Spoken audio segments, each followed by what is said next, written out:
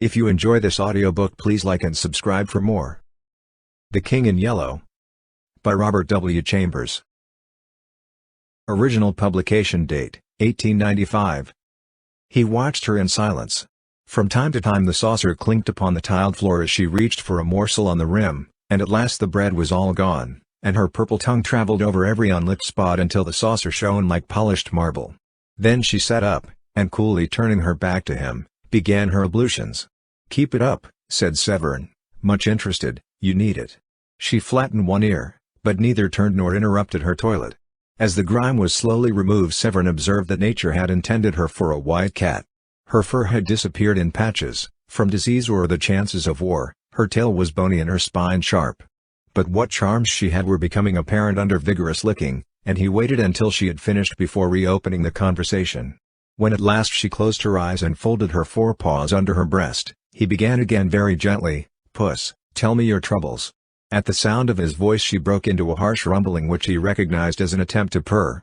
He bent over to rub her cheek and she mewed again, an amiable inquiring little mew, to which he replied, "Certainly, you are greatly improved, and when you recover your plumage you will be a gorgeous bird."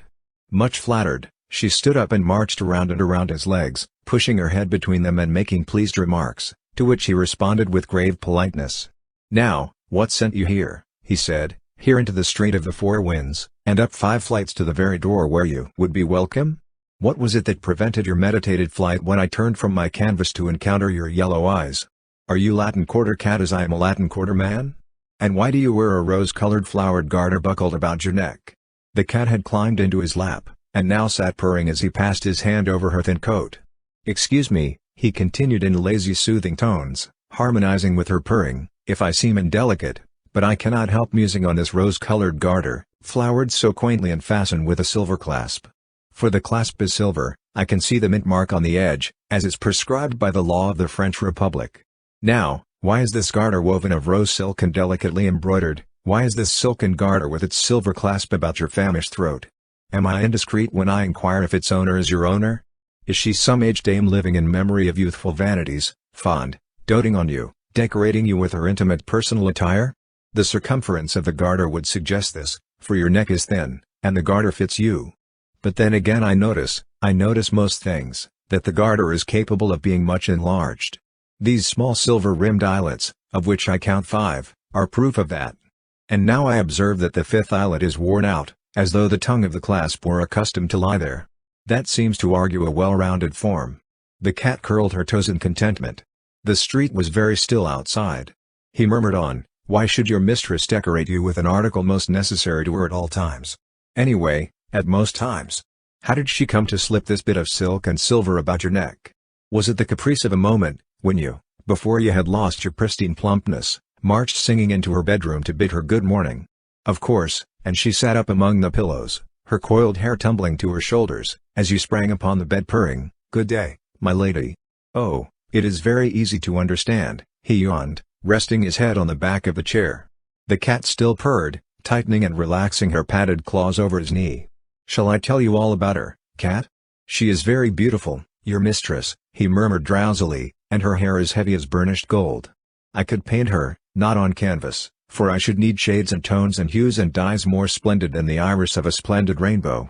I could only paint her with closed eyes, for in dreams alone can such colors as I need be found. For her eyes, I must have azure from skies untroubled by a cloud, the skies of dreamland. For her lips, roses from the palaces of slumberland, and for her brow, snowdrifts from mountains which tower in fantastic pinnacles to the moons, oh, much higher than our moon here, the crystal moons of dreamland. She is, very, beautiful, your mistress." The words died on his lips and his eyelids drooped. The cat, too, was asleep, her cheek turned up upon her wasted flank, her paws relaxed and limp. "2. It is fortunate," said Severin, sitting up and stretching, "that we have tided over the dinner hour, for I have nothing to offer you for supper but what may be purchased with 1 silver franc." The cat on his knee rose, arched her back, yawned, and looked up at him. "What shall it be? A roast chicken with salad? No? Possibly you prefer beef? Of course, and I shall try an egg and some white bread. Now for the wines. Milk for you? Good. I shall take a little water, fresh from the wood," with a motion toward the bucket in the sink. He put on his hat and left the room. The cat followed to the door, and after he had closed it behind him, she settled down, smelling at the cracks, and cocking one ear at every creak from the crazy old building. The door below opened and shut. The cat looked serious, for a moment doubtful, and her ears flattened in nervous expectation. Presently she rose with a jerk of her tail and started on a noiseless tour of the studio. She sneezed at a pot of turpentine, hastily retreating to the table, which she presently mounted, and having satisfied her curiosity concerning a roll of red modeling wax, returned to the door and sat down with her eyes on the crack over the threshold. Then she lifted her voice in a thin plaint. When Severin returned he looked grave, but the cat, joyous and demonstrative, marched around him, rubbing her gaunt body against his legs, driving her head enthusiastically into his hand, and purring until her voice mounted to a squeal. He placed a bit of meat, wrapped in brown paper, upon the table, and with a penknife cut it into shreds. The milk he took from a bottle which had served for medicine, and poured it into the saucer on the hearth. The cat crouched before it, purring and lapping at the same time. He cooked his egg and ate it with a slice of bread, watching her busy with the shredded meat, and when he had finished, and had filled and emptied a cup of water from the bucket in the sink, he sat down, taking her into his lap, where she at once curled up and began her toilet. He began to speak again, touching her caressingly at times by way of emphasis. "Cat, I have found out where your mistress lives. It is not very far away, it is here, under this same leaky roof, but in the north wing which I had supposed was uninhabited. My janitor tells me this. By chance, he is almost sober this evening. The butcher on the Rue de Seine, where I bought your meat, knows you, and old Cabane the baker identified you with needless sarcasm. They tell me hard tales of your mistress which I shall not believe. They say she is idle and vain and pleasure-loving, they say she is harebrained and reckless. The little sculptor on the ground floor, who was buying rolls from old Cabane, spoke to me tonight for the first time, although we have always bowed to each other. He said she was very good and very beautiful. He has only seen her once, and does not know her name. I thanked him, I don't know why I thanked him so warmly. Cabane said, 'Into this cursed street of the four winds blow all things evil.' The sculptor looked confused, but when he went out with his rolls, he said to me, 'I am sure, monsieur, that she is as good as she is beautiful.'" The cat had finished her toilet, and now, springing softly to the floor, went to the door and sniffed. He knelt beside her, and unclasping the garter held it for a moment in his hands. After a while he said, "There is a name engraved upon the silver clasp beneath the buckle. It is a pretty name, Sylvia Elvin. Sylvia is a woman's name, Elvin is the name of a town. In Paris, in this quarter, above all, in this street of the four winds, names are worn and put away as the fashions change with the seasons. I know the little town of Elvin, for there I met Fate face to face and Fate was unkind. But do you know that in Elvin Fate had another name, and that name was Sylvia?" He replaced the garter and stood up looking down at the cat crouched before the closed door. "The name of Elvin has a charm for me. It tells me of meadows and clear rivers. The name of Sylvia troubles me like perfume from dead flowers." The cat mewed. "Yes, yes," he said soothingly, "I will take you back. Your Sylvia is not my Sylvia, the world is wide and Elvin is not unknown. Yet in the darkness and filth of poorer Paris, in the sad shadows of this ancient house, these names are very pleasant to me." He lifted her in his arms and strode through the silent corridors to the stairs. Down 5 flights and into the moonlit court, past the little sculptor's den, and then again in at the gate of the north wing and up the worm-eaten stairs he passed, until he came to a closed door. When he had stood knocking for a long time, something moved behind the door, it opened and he went in. The room was dark. As he crossed the threshold, the cat sprang from his arms into the shadows. He listened but heard nothing. The silence was oppressive and he struck a match. At his elbow stood a table and on the table a candle in the gilded candlestick. This he lighted, then looked around. The chamber was vast, the hangings heavy with embroidery. Over the fireplace towered a carved mantel, grey with the ashes of dead fires. In a recess by the deep-set windows stood a bed, from which the bedclothes, soft and fine as lace, trailed to the polished floor. He lifted the candle above his head. A handkerchief lay at his feet. It was faintly perfumed. He turned toward the windows. In front of them was a canapé and over it were flung, pell-mell, a gown of silk, a heap of lace-like garments, white and delicate as spider's meshes, long, crumpled gloves, and, on the floor beneath, the stockings, the little pointed shoes, and one garter of rosy silk, quaintly flowered and fitted with a silver clasp. Wondering, he stepped forward and drew the heavy curtains from the bed. For a moment the candle flared in his hand, then his eyes met 2 other eyes, wide open, smiling, and the candle flame flashed over hair heavy as gold. She was pale, but not as white as he. Her eyes were untroubled as a child's, but he stared, trembling from head to foot, while the candle flickered in his hand. At last he whispered, "Sylvia, it is I." Again he said, "It is I." Then, knowing that she was dead, he kissed her on the mouth. And through the long watches of the night the cat purred on his knee, tightening and relaxing her padded claws, until the sky paled above the street of the four winds. The street of the first shell. Be of good cheer, the sullen month will die. And a young moon required us by and by. Look how the old one, meager, bent, and wan, with age and fast, is fainting from the sky. The room was already dark. The high roofs opposite cut off what little remained of the December daylight. The girl drew her chair nearer the window, and choosing a large needle, threaded it, knotting the thread over her fingers. Then she smoothed the baby garment across her knees, and bending, bit off the thread and drew the smaller needle from where it rested in the hem. When she had brushed away the stray threads and bits of lace, she laid it again over her knees caressingly. Then she slipped the threaded needle from her corsage and passed it through a button, but as the button spun down the thread, her hand faltered, the thread snapped, and the button rolled across the floor. She raised her head. Her eyes were fixed on a strip of waning light above the chimneys. From somewhere in the city came sounds like the distant beating of drums, and beyond, far beyond, a vague muttering, now growing, swelling, rumbling in the distance like the pounding of surf upon the rocks, now like the surf again, receding, growling, menacing. The cold had become intense, a bitter piercing cold which strained and snapped at joist and beam and turned the slush of yesterday to flint. From the street below every sound broke sharp and metallic, the clatter of sabots, the rattle of shutters or the rare sound of a human voice. The air was heavy, weighted with the black cold as with a pall. To breathe was painful, to move an effort. In the desolate sky there was something that wearied, in the brooding clouds, something that saddened. It penetrated the freezing city cut by the freezing river, the splendid city with its towers and domes, its quays and bridges and its thousand spires. It entered the squares, it seized the avenues and the palaces, stole across bridges and crept among the narrow streets of the Latin Quarter, grey under the grey of the December sky. Sadness, utter sadness. A fine icy sleet was falling, powdering the pavement with a tiny crystalline dust. It sifted against the window panes and drifted in heaps along the sill. The light at the window had nearly failed, and the girl bent low over her work. Presently she raised her head, brushing the curls from her eyes. "Jack? Dearest? Don't forget to clean your palette," he said. "All right," and picking up the palette, sat down upon the floor in front of the stove. His head and shoulders were in the shadow, but the firelight fell across his knees and glimmered red on the blade of the palette knife. Full in the firelight beside him stood a color box. On the lid was carved, J. Trent, École des Beaux-Arts, 1870. This inscription was ornamented with an American and a French flag. The sleet blew against the window panes, covering them with stars and diamonds, then, melting from the warmer air within, ran down and froze again in fern-like traceries. A dog whined and the patter of small paws sounded on the zinc behind the stove. "Jack, dear, do you think Hercules is hungry?" The patter of paws was redoubled behind the stove.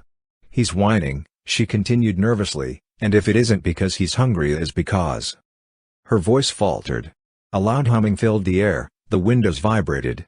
"Oh, Jack," she cried, "another," but her voice was drowned in the scream of a shell tearing through the clouds overhead. "That is the nearest yet," she murmured. "Oh, no," he answered cheerfully, "it probably fell way over by Montmartre," and as she did not answer, he said again with exaggerated unconcern, "They wouldn't take the trouble to fire at the Latin Quarter, anyway they haven't a battery that can hurt it." After a while she spoke up brightly, "Jack, dear, when are you going to take me to see Monsieur West's statues?" "I will bet," he said, throwing down his palette and walking over to the window beside her, "that Colette has been here today." "Why?" she asked, opening her eyes very wide. Then, "Oh, it's too bad. Really, men are tiresome when they think they know everything. And I warn you that if Monsieur West is vain enough to imagine that Colette—" From the north another shell came whistling and quavering through the sky, passing above them with long-drawn screech which left the windows singing. That, he blurted out, was too near for comfort. They were silent for a while, then he spoke again gaily, "Go on, Sylvia, and whither poor West," but she only sighed, "Oh, dear, I can never seem to get used to the shells." He sat down on the arm of a chair beside her. Her scissors fell jingling to the floor, she tossed the unfinished frock after them, and putting both arms about his neck drew him down into her lap. Don't go out tonight, Jack." He kissed her uplifted face. "You know I must, don't make it hard for me. But when I hear the shells and know you are out in the city." "But they all fall in Montmartre." "They may all fall in the Beaux Arts, you said yourself that two struck the Quai d'Orsay. Mere accident." "Jack, have pity on me. Take me with you. And who will there be to get dinner?" She rose and flung herself on the bed. "Oh, I can't get used to it, and I know you must go, but I beg you not to be late to dinner. If you knew what I suffer." I cannot help it, and you must be patient with me, dear," he said. "It is as safe there as it is in our own house." She watched him fill for her the alcohol lamp, and when he had lighted it and had taken his hat to go, she jumped up and clung to him in silence. After a moment he said, "Now, Sylvia, remember my courage is sustained by yours. Come, I must go." She did not move, and he repeated, "I must go." Then she stepped back and he thought she was going to speak and waited, but she only looked at him, and, a little impatiently, he kissed her again, saying, "Don't worry, dearest." When he had reached the last flight of stairs on his way to the street, a woman hobbled out of the housekeeper's lodge waving a letter and calling, "Monsieur Jack. Monsieur Jack." This was left by Monsieur Fallowby. He took the letter, and leaning on the threshold of the lodge, read it. "Dear Jack, I believe Braith is dead broke and I'm sure Fallowby is. Braith swears he isn't, and Fallowby swears he is, so you can draw your own conclusions. I've got a scheme for a dinner, and if it works, I will let you fellows in. Yours faithfully, West. P.S. Fallowby has shaken Hartman and his gang, thank the Lord. There is something rotten there, or it may be he's only a miser. P.P.S. I'm more desperately in love than ever, but I'm sure she does not care a straw for me." "All right," said Trent, with a smile, to the concierge, "but tell me, how is Papa Cuttard?" The old woman shook her head and pointed to the curtained bed in the lodge. "Père Cuttard," he cried cheerily, "how goes the wound today?" He walked over to the bed and drew the curtains. An old man was lying among the tumbled sheets. "Better?" smiled Trent. "Better," repeated the man wearily, and, after a pause, "Have you any news, Monsieur Jack?" "I haven't been out today. I will bring you any rumor I may hear, though goodness knows I've got enough of rumors," he muttered to himself. Then aloud, "Cheer up, you're looking better. And the sortie?" "Oh, the sortie, that's for this week. General Trochu sent orders last night. It will be terrible. It will be sickening," thought Trent as he went out into the street and turned the corner toward the Rue de Seine. Slaughter, slaughter, phew. I'm glad I'm not going. The street was almost deserted. A few women muffled in tattered military capes crept along the frozen pavement, and a wretchedly clad gamin hovered over the sewer hole on the corner of the boulevard. A rope around his waist held his rags together. From the rope hung a rat, still warm and bleeding. "There's another in there," he yelled at Trent. "I hit him but he got away." Trent crossed the street and asked, "How much?" 2 francs for a quarter of a fat one, that's what they give at the Saint Germain market." A violent fit of coughing interrupted him, but he wiped his face with the palm of his hand and looked cunningly at Trent. "Last week you could buy a rat for 6 francs, but," and here he swore vilely, "the rats have quit the Rue de Seine and they kill them now over by the new hospital. I'll let you have this for 7 francs, I can sell it for 10 in the Isle St. Louis." "You lie," said Trent, "and let me tell you that if you try to swindle anybody in this quarter the people will make short work of you and your rats." He stood a moment eyeing the gamin, who pretended to snivel. Then he tossed him a franc, laughing.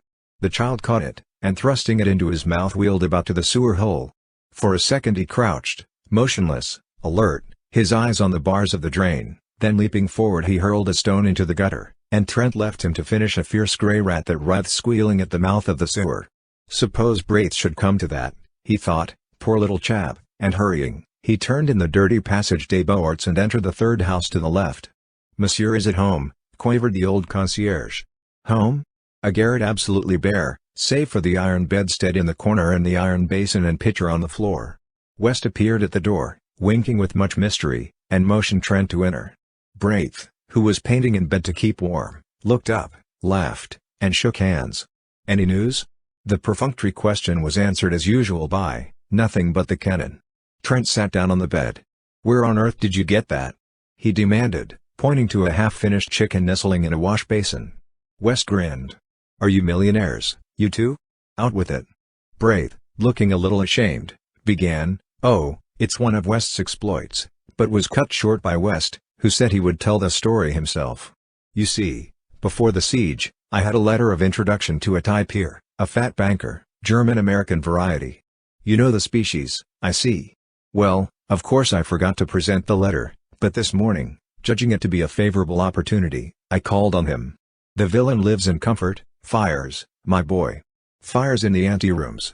The Buttons finally condescends to carry my letter and card up, leaving me standing in the hallway, which I did not like, so I entered the first room I saw and nearly fainted at the sight of a banquet on a table by the fire.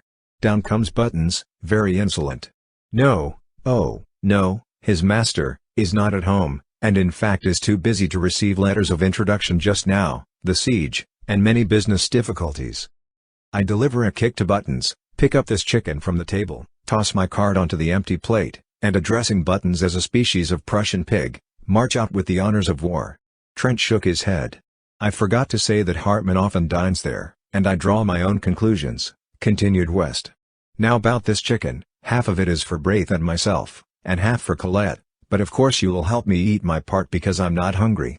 Neither am I, began Braith, but Trent, with a smile at the pinched faces before him, shook his head saying, what nonsense. You know I'm never hungry. West hesitated, reddened, and then slicing off Braith's portion, but not eating any himself, said goodnight, and hurried away to number 470 Rue Serpente, where lived a pretty girl named Colette, orphan after Sedan, and heaven alone knew where she got the roses in her cheeks, for the siege came hard on the poor. That chicken will delight her, but I really believe she's in love with West, said Trent. Then walking over to the bed, see here, old man, no dodging, you know, how much have you left? The other hesitated and flushed. Come, old chap, insisted Trent. Braith drew a purse from beneath his bolster, and handed it to his friend with a simplicity that touched him. 7 sons, he counted, you make me tired. Why on earth don't you come to me? I take it deal, Braith. How many times must I go over the same thing and explain to you that because I have money it is my duty to share it, and your duty and the duty of every American to share it with me? You can't get a cent, the city's blockaded, and the American minister has his hands full with all the German riffraff and deuce knows what. Why don't you act sensibly? I will, Trent, but it's an obligation that perhaps I can never even in part repay. I'm poor and... Of course you'll pay me. If I were a usurer I would take your talent for security. When you are rich and famous. Don't, Trent. All right, only no more monkey business. He slipped a dozen gold pieces into the purse, and tucking it again under the mattress smiled at Braith. How old are you? He demanded. 16. Trent laid his hand lightly on his friend's shoulder. I'm 22, and I have the rights of a grandfather as far as you are concerned. You'll do as I say until you're 21. The siege will be over then, I hope, said Braith, trying to laugh, but the prayer in their hearts, how long, oh Lord, how long, was answered by the swift scream of a shell soaring among the storm clouds of that December night. 2. West, standing in the doorway of the house in the Rue Serpentine, was speaking angrily. He said he didn't care whether Hartman liked it or not, he was telling him, not arguing with him. You call yourself an American. He sneered, Berlin and hell are full of that kind of American. You come loafing about Colette with your pockets stuffed with white bread and beef, and a bottle of wine at 30 francs and you can't really afford to give $1 to the American ambulance and public assistance, which Braith does, and he's half-starved. Hartman retreated to the curbstone, but West followed him, his face like a thundercloud. Don't you dare to call yourself a countryman of mine, he growled. No, nor an artist either. Artists don't worm themselves into the service of the public defense where they do nothing but feed like rats on the people's food. And I'll tell you now, he continued dropping his voice, for Hartman had started as though stung, you might better keep away from that Alsatian brasserie and the smug-faced thieves who haunt it. You know what they do with suspects. You lie, you hound, screamed Hartman, and flung the bottle in his hand straight at West's face. West had him by the throat in a second, and forcing him against the dead wall shook him wickedly. Now you listen to me, he muttered, through his clenched teeth. You are already a suspect and, I swear, I believe you are a paid spy. It isn't my business to detect such vermin, and I don't intend to denounce you, but understand this. Colette don't like you and I can't stand you, and if I catch you in this street again I'll make it somewhat unpleasant. Get out, you sleek Prussian. Hartman had managed to drag a knife from his pocket, but West tore it from him and hurled him into the gutter. A gamin who had seen this burst into a peal of laughter, which rattled harshly in the silent street. Then everywhere windows were raised and rows of haggard faces appeared demanding to know why people should laugh in the starving city. Is it a victory? Murmured one. Look at that, cried West as Hartman picked himself up from the pavement. Look. You miser. Look at those faces. But Hartman gave him a look which he never forgot, and walked away without a word. Trent, who suddenly appeared at the corner, glanced curiously at West, who merely nodded toward his door saying, "Come in, Fallowby's upstairs." "What are you doing with that knife?" demanded Fallowby, as he and Trent entered the studio. West looked at his wounded hand, which still clutched the knife, but saying, "Cut myself by accident," tossed it into a corner and washed the blood from his fingers. Fallowby, fat and lazy, watched him without comment, but Trent, half divining how things had turned, walked over to Fallowby smiling. "I've a bone to pick with you," he said. "Where is it?" "I'm hungry," replied Fallowby with affected eagerness, but Trent, frowning, told him to listen. "How much did I advance you a week ago?" 380 francs, replied the other, with a squirm of contrition. "Where is it?" Fallowby began a series of intricate explanations, which were soon cut short by Trent. "I know, you blew it in, you always blow it in.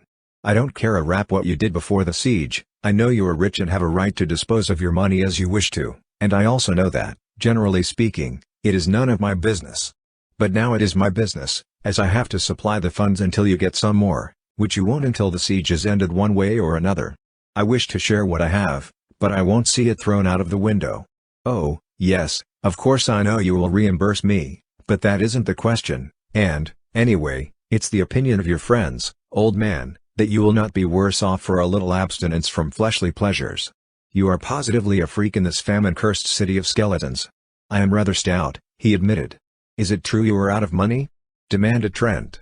"Yes, I am," sighed the other. "That roast-sucking pig on the Rue Saint-Honoré, is it there yet?" continued Trent. "At?" stammered the feeble one. "Ah, I thought so. I caught you in ecstasy before that sucking pig at least a dozen times."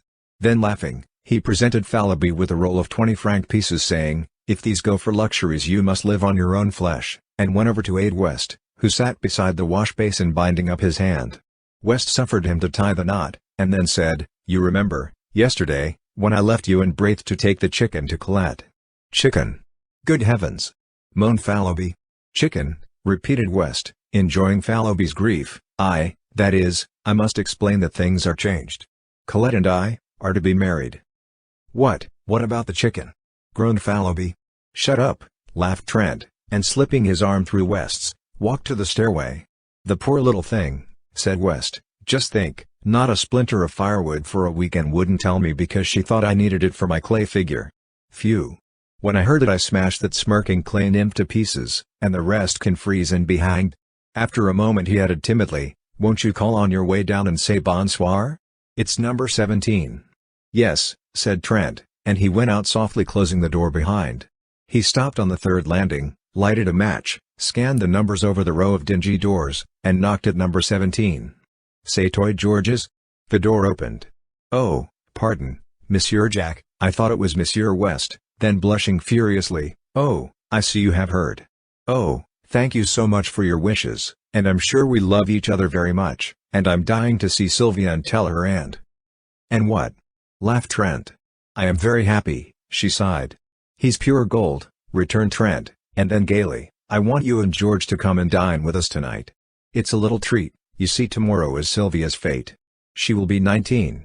I have written to Thorne, and the Gurneleks will come with their cousin Odile. Fallowby has engaged not to bring anybody but himself." The girl accepted shyly, charging him with loads of loving messages to Sylvia, and he said good night. He started up the street, walking swiftly, for it was bitter cold, and cutting across the Rue de la Lune he entered the Rue de Seine. The early winter night had fallen, almost without warning, but the sky was clear and myriads of stars glittered in the heavens. The bombardment had become furious, a steady rolling thunder from the Prussian cannon punctuated by the heavy shocks from Mont Valérien. The shells streamed across the sky leaving trails like shooting stars, and now, as he turned to look back, rockets blue and red flared above the horizon from the fort of Issy, and the fortress of the north flamed like a bonfire. "Good news!" a man shouted over by the Boulevard Saint-Germain. As if by magic the streets were filled with people, shivering, chattering people with shrunken eyes. "Jacques," cried one. "The Army of the Loire." "Mon Vieux, it has come then at last. I told thee. Tomorrow, tonight, Who knows? Is it true? Is it a sortie? Someone said, "Oh, God, a sortie, and my son?" Another cried, "To the Seine?" They say one can see the signals of the army of the Loire from the Pont Neuf. There was a child standing near Trent who kept repeating, "Mama, Mama, then tomorrow we may eat white bread?" And beside him, an old man swaying, stumbling, his shriveled hands crushed to his breast, muttering as if insane. Could it be true? Who has heard the news? The shoemaker on the Rue de Bussy had it from a mobile who had heard a franc-tireur repeated to a captain of the National Guard. Trent followed the throng surging through the Rue de Seine to the river. Rocket after rocket clove the sky, and now, from Montmartre, the cannon clanged, and the batteries on Montparnasse joined in with a crash. The bridge was packed with people. Trent asked, "Who has seen the signals of the Army of the Loire?" "We are waiting for them," was the reply. He looked toward the north. Suddenly the huge silhouette of the Arc de Triomphe sprang into black relief against the flash of a cannon. The boom of the gun rolled along the quay and the old bridge vibrated. Again over by the Point du Jour a flash and heavy explosion shook the bridge, and then the whole eastern bastion of the fortifications blazed and crackled, sending a red flame into the sky. "Has anyone seen the signals yet?" he asked again. "We are waiting," was the reply. "Yes, waiting," murmured a man behind him, "waiting, sick, starved, freezing, but waiting. Is it a sortie? They go gladly. Is it to starve? They starve. They have no time to think of surrender. Are they heroes, these Parisians? Answer me, Trent." The American ambulance surgeon turned about and scanned the parapets of the bridge. "Any news, doctor?" asked Trent mechanically. "News?" said the doctor, "I don't know any, I haven't time to know any. What are these people after? They say that the Army of the Loire has signaled Mont Valérien. Poor devils." The doctor glanced about him for an instant, and then, "I'm so harried and worried that I don't know what to do. After the last sortie we had the work of 50 ambulances on our poor little corps. Tomorrow there's another sortie, and I wish you fellows could come over to headquarters. We may need volunteers. How is Madam?" he added abruptly. "Well," replied Trent, "but she seems to grow more nervous every day. I ought to be with her now." "Take care of her," said the doctor, then with a sharp look at the people, "I can't stop now, good night." And he hurried away muttering, "Poor devils."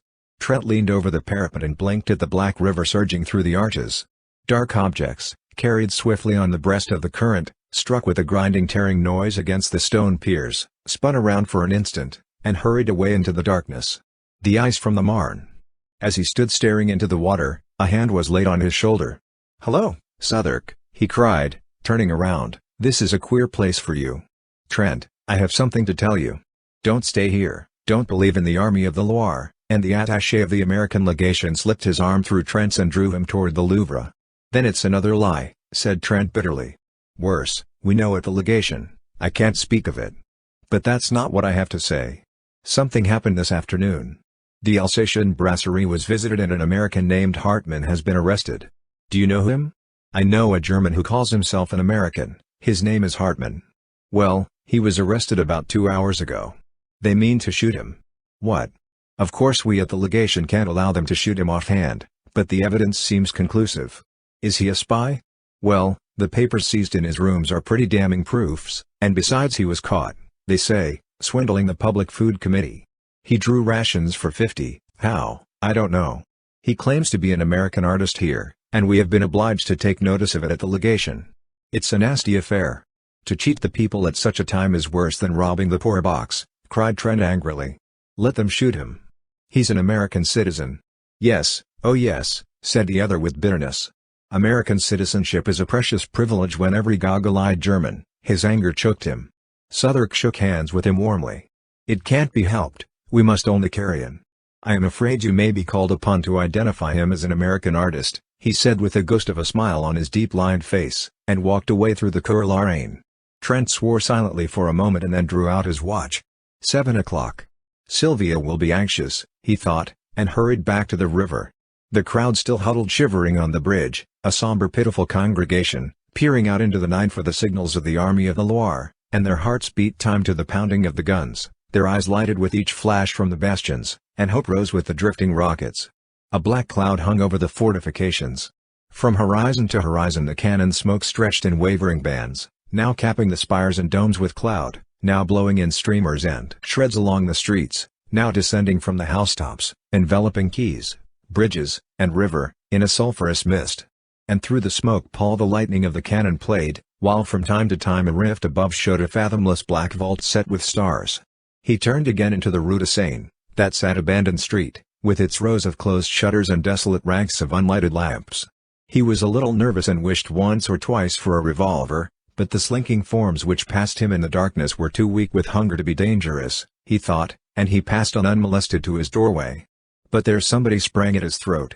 Over and over the icy pavement he rolled with his assailant, tearing at the noose about his neck, and then with a wrench sprang to his feet. "Get up," he cried to the other. Slowly and with great deliberation, a small gamin picked himself out of the gutter and surveyed Trent with disgust. "That's a nice clean trick," said Trent, "a whelp of your age. You'll finish against a dead wall. Give me that cord." The urchin handed him the noose without a word. Trent struck a match and looked at his assailant. It was the rat killer of the day before. I thought so," he muttered. "Tiens, c'est toi?" said the gamin tranquilly. The impudence, the overpowering audacity of the ragamuffin took Trent's breath away. "Do you know, you young strangler," he gasped, "that they shoot thieves of your age?" The child turned a passionless face to Trent. "Shoot, then." That was too much, and he turned on his heel and entered his hotel. Groping up the unlighted stairway, he at last reached his own landing and felt about in the darkness for the door. From his studio came the sound of voices, West's hearty laugh and Fallowby's chuckle, and at last he found the knob and, pushing back the door, stood a moment confused by the light. "Hello, Jack," cried West, "you're a pleasant creature, inviting people to dine and letting them wait. Here's Fallowby weeping with hunger." "Shut up," observed the latter, "perhaps he's been out to buy a turkey." "He's been out garroting, look at his noose," laughed Guernalec. "So now we know where you get your cash," added West. "Vive le coup du Père François." Trent shook hands with everybody and laughed at Sylvia's pale face. "I didn't mean to be late, I stopped on the bridge a moment to watch the bombardment." "Were you anxious, Sylvia?" She smiled and murmured, "Oh, no." But her hand dropped into his and tightened convulsively. "To the table," shouted Fallowby, and uttered a joyous whoop. "Take it easy," observed Thorne, with a remnant of manners, "you are not the host, you know." Marie Guernalec, who had been chattering with Colette, jumped up and took Thorne's arm and Monsieur Guernalec drew Odile's arm through his. Trent, bowing gravely, offered his own arm to Colette, West took in Sylvia, and Fallowby hovered anxiously in the rear. "You march around the table 3 times singing the Marseillaise," explained Sylvia, "and Monsieur Fallowby pounds on the table and beats time." Fallowby suggested that they could sing after dinner, but his protest was drowned in the ringing chorus. "O Arma! Forms vos bataillons!" Around the room they marched singing. "Markins! Markins!" with all their might, while Fallowby with very bad grace, hammered on the table, consoling himself a little with the hope that the exercise would increase his appetite. Hercules, the black and tan, fled under the bed, from which retreat he yapped and whined until dragged out by Guernalec and placed in Odile's lap. "And now," said Trent gravely, when everybody was seated, "listen." And he read the menu. Beef soup à la Siège de Paris. Fish. Sardines à la Perlachaise. White wine. Rôti, red wine. Fresh beef à la sortie. Vegetables. Canned beans à la chasse pot. Canned peas gravelotte. Potatoes irlandaises. Miscellaneous. Cold corned beef à la Thiès. Stewed prunes à la Garibaldi. Dessert. Dried prunes, white bread. Currant jelly. Tea, café. Liqueurs. Pipes and cigarettes. Fallowby applauded frantically, and Sylvia served the soup. "Isn't it delicious?" sighed Odile. Marie Guernalec sipped her soup in rapture. "Not at all like horse, and I don't care what they say, horse doesn't taste like beef," whispered Colette to West. Fallowby, who had finished, began to caress his chin and eye the tureen. "Have some more, old chap?" inquired Trent. "Monsieur Fallowby cannot have any more," announced Sylvia, "I am saving this for the concierge." Fallowby transferred his eyes to the fish. The sardines, hot from the grill, were a great success. While the others were eating, Sylvia ran downstairs with the soup for the old concierge and her husband, and when she hurried back, flushed and breathless, and had slipped into her chair with a happy smile at Trent, that young man arose, and silence fell over the table. For an instant he looked at Sylvia and thought he had never seen her so beautiful. "You all know," he began, "that today is my wife's 19th birthday." Fallowby, bubbling with enthusiasm, waved his glass in circles about his head to the terror of Odile and Colette, his neighbors, and Thorne. West and Guernalec refilled their glasses 3 times before the storm of applause which the toast of Sylvia had provoked, subsided. 3 times the glasses were filled and emptied to Sylvia, and again to Trent, who protested. "This is irregular," he cried. "The next toast is to the twin republics, France and America?" "To the republics! To the republics!" they cried, and the toast was drunk amid shouts of "Vive la France! Vive l'Amérique! Vive la nation!" Then Trent, with a smile at West, offered the toast, "To a happy pair." And everybody understood, and Sylvia leaned over and kissed Colette, while Trent bowed to West. The beef was eaten in comparative calm, but when it was finished and a portion of it set aside for the old people below, Trent cried, "Drink to Paris! May she rise from her ruins and crush the invader!" And the cheers rang out, drowning for a moment the monotonous thunder of the Prussian guns. Pipes and cigarettes were lighted, and Trent listened an instant to the animated chatter around him, broken by ripples of laughter from the girls or the mellow chuckle of Fallowby. Then he turned to West. "There is going to be a sortie tonight," he said. "I saw the American ambulance surgeon just before I came in and he asked me to speak to you fellows. Any aid we can give him will not come amiss." Then dropping his voice and speaking in English, "As for me, I shall go out with the ambulance tomorrow morning. There is of course no danger, but it's just as well to keep it from Sylvia." West nodded. Thorne and Guernalec, who had heard, broke in and offered assistance, and Fallowby volunteered with a groan. "All right," said Trent rapidly, "no more now, but meet me at ambulance headquarters tomorrow morning at 8.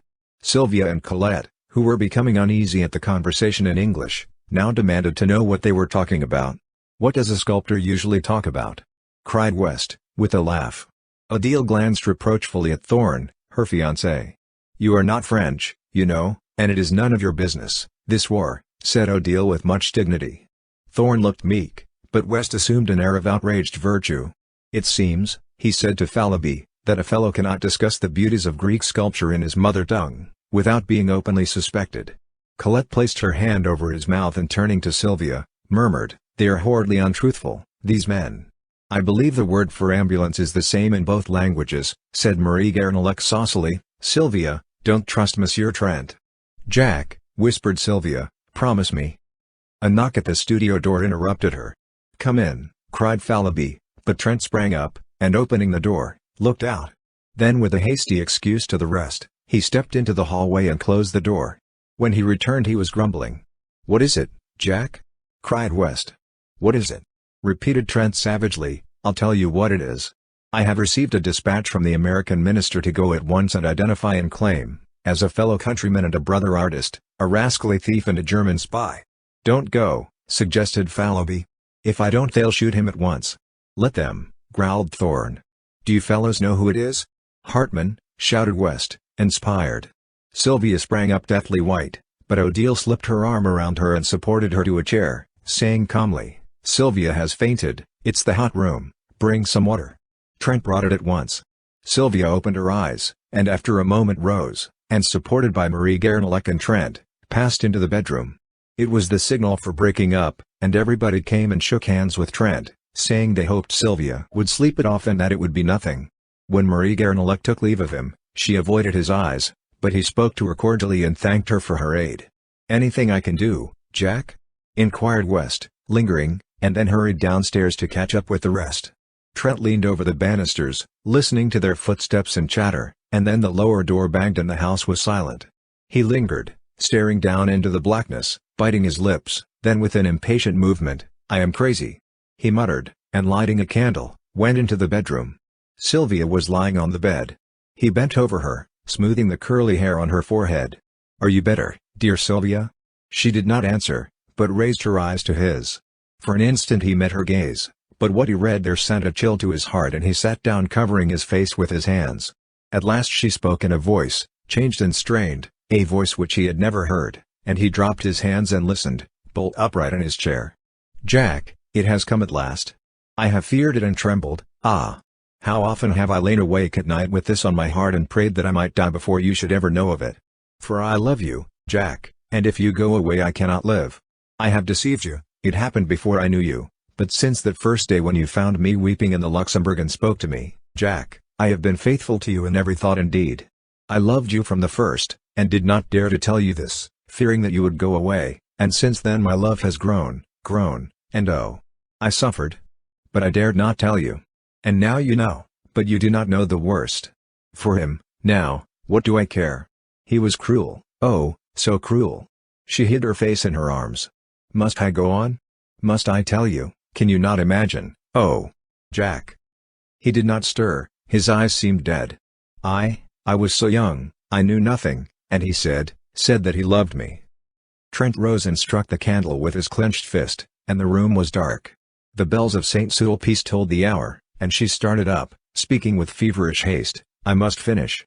When you told me you loved me, you asked me nothing, but then, even then, it was too late, and that other life which binds me to him, must stand forever between you and me. For there is another whom he has claimed, and is good too.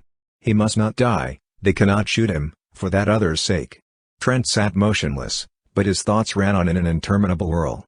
Sylvia, little Sylvia, who shared with him his student life, who bore with him the dreary desolation of the siege without complaint, this slender blue-eyed girl whom he was so quietly fond of, whom he teased or caressed as the whim suited, who sometimes made him the least bit impatient with her passionate devotion to him, could this be the same Sylvia who lay weeping there in the darkness?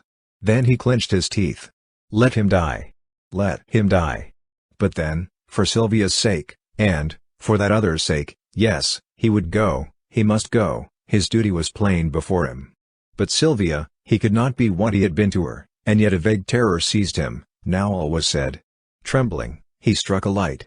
She lay there, her curly hair tumbled about her face, her small white hands pressed to her breast. He could not leave her, and he could not stay. He never knew before that he loved her. She had been a mere comrade, this girl wife of his. Ah! He loved her now with all his heart and soul, and he knew it, only when it was too late. Too late? Why? Then he thought of that other one, binding her, linking her forever to the creature, who stood in danger of his life. With an oath he sprang to the door, but the door would not open, or was it that he pressed it back, locked it, and flung himself on his knees beside the bed, knowing that he dared not for his life's sake leave what was his all in life. 3. It was 4 in the morning when he came out of the prison of the condemned with the secretary of the American legation. A knot of people had gathered around the American minister's carriage, which stood in front of the prison, the horses stamping and pawing in the icy street, the coachman huddled on the box, wrapped in furs. Southwark helped the secretary into the carriage, and shook hands with Trent, thanking him for coming. How the scoundrel did stare, he said. Your evidence was worse than a kick, but it saved his skin for the moment at least, and prevented complications. The secretary sighed. We have done our part. Now let them prove him a spy and we wash our hands of him. Jump in, Captain. Come along, Trent. I have a word to say to Captain Southwark. I won't detain him, said Trent hastily, and dropping his voice, Southwark, help me now. You know the story from the blackguard. You know the child is at his rooms.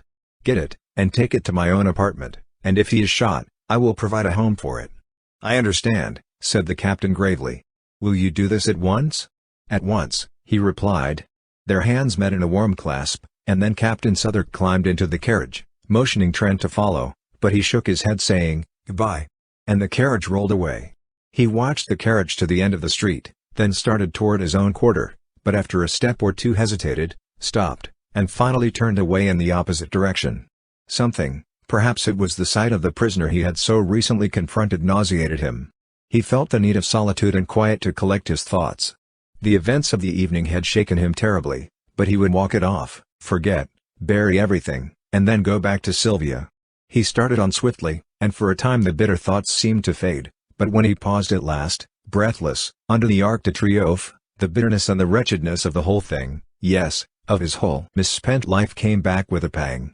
Then the face of the prisoner, stamped with the horrible grimace of fear, grew in the shadows before his eyes. Sick at heart he wandered up and down under the great arc, striving to occupy his mind, peering up at the sculptured cornices to read the names of the heroes and battles which he knew were engraved there, but always the ashen face of Hartman followed him, grinning with terror. Or was it terror? Was it not triumph? At the thought he leapt like a man who feels a knife at his throat, but after a savage tramp around the square, came back again and sat down to battle with his misery.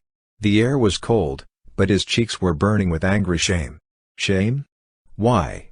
Was it because he had married a girl whom chance had made a mother? Did he love her?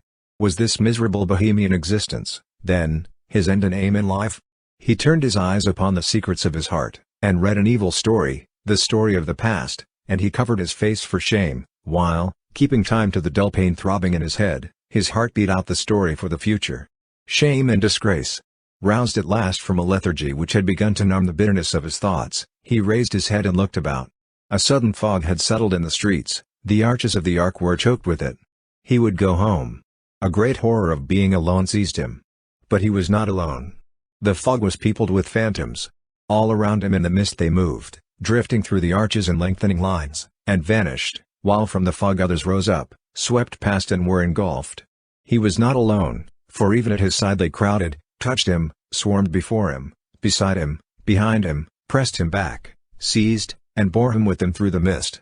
Down a dim avenue, through lanes and alleys white with fog, they moved, and if they spoke their voices were dull as the vapor which shrouded them. At last in front, a bank of masonry and earth cut by a massive iron-barred gate towered up in the fog. Slowly and more slowly they glided, shoulder to shoulder and thigh to thigh. Then all movement ceased. A sudden breeze stirred the fog. It wavered and eddied. Objects became more distinct. A pallor crept above the horizon, touching the edges of the watery clouds, and drew dull sparks from 1,000 bayonets. Bayonets, they were everywhere, cleaving the fog or flowing beneath it in rivers of steel. High on the wall of masonry and earth a great gun loomed, and around it figures moved in silhouettes. Below, a broad torrent of bayonets swept through the iron-barred gateway, out into the shadowy plain. It became lighter. Faces grew more distinct among the marching masses and he recognized one. "You, Philippe." The figure turned its head. Trent cried, "Is there room for me?" But the other only waved his arm in a vague adieu and was gone with the rest. Presently the cavalry began to pass, squadron on squadron, crowding out into the darkness, then many cannon, then an ambulance, then again the endless lines of bayonets.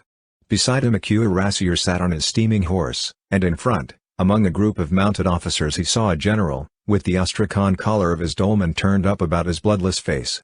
Some women were weeping near him and one was struggling to force a loaf of black bread into a soldier's haversack. The soldier tried to aid her, but the sack was fastened, and his rifle bothered him, so Trent held it, while the woman unbuttoned the sack and forced in the bread, now all wet with her tears. The rifle was not heavy. Trent found it wonderfully manageable. Was the bayonet sharp? He tried it. Then a sudden longing, a fierce, imperative desire took possession of him.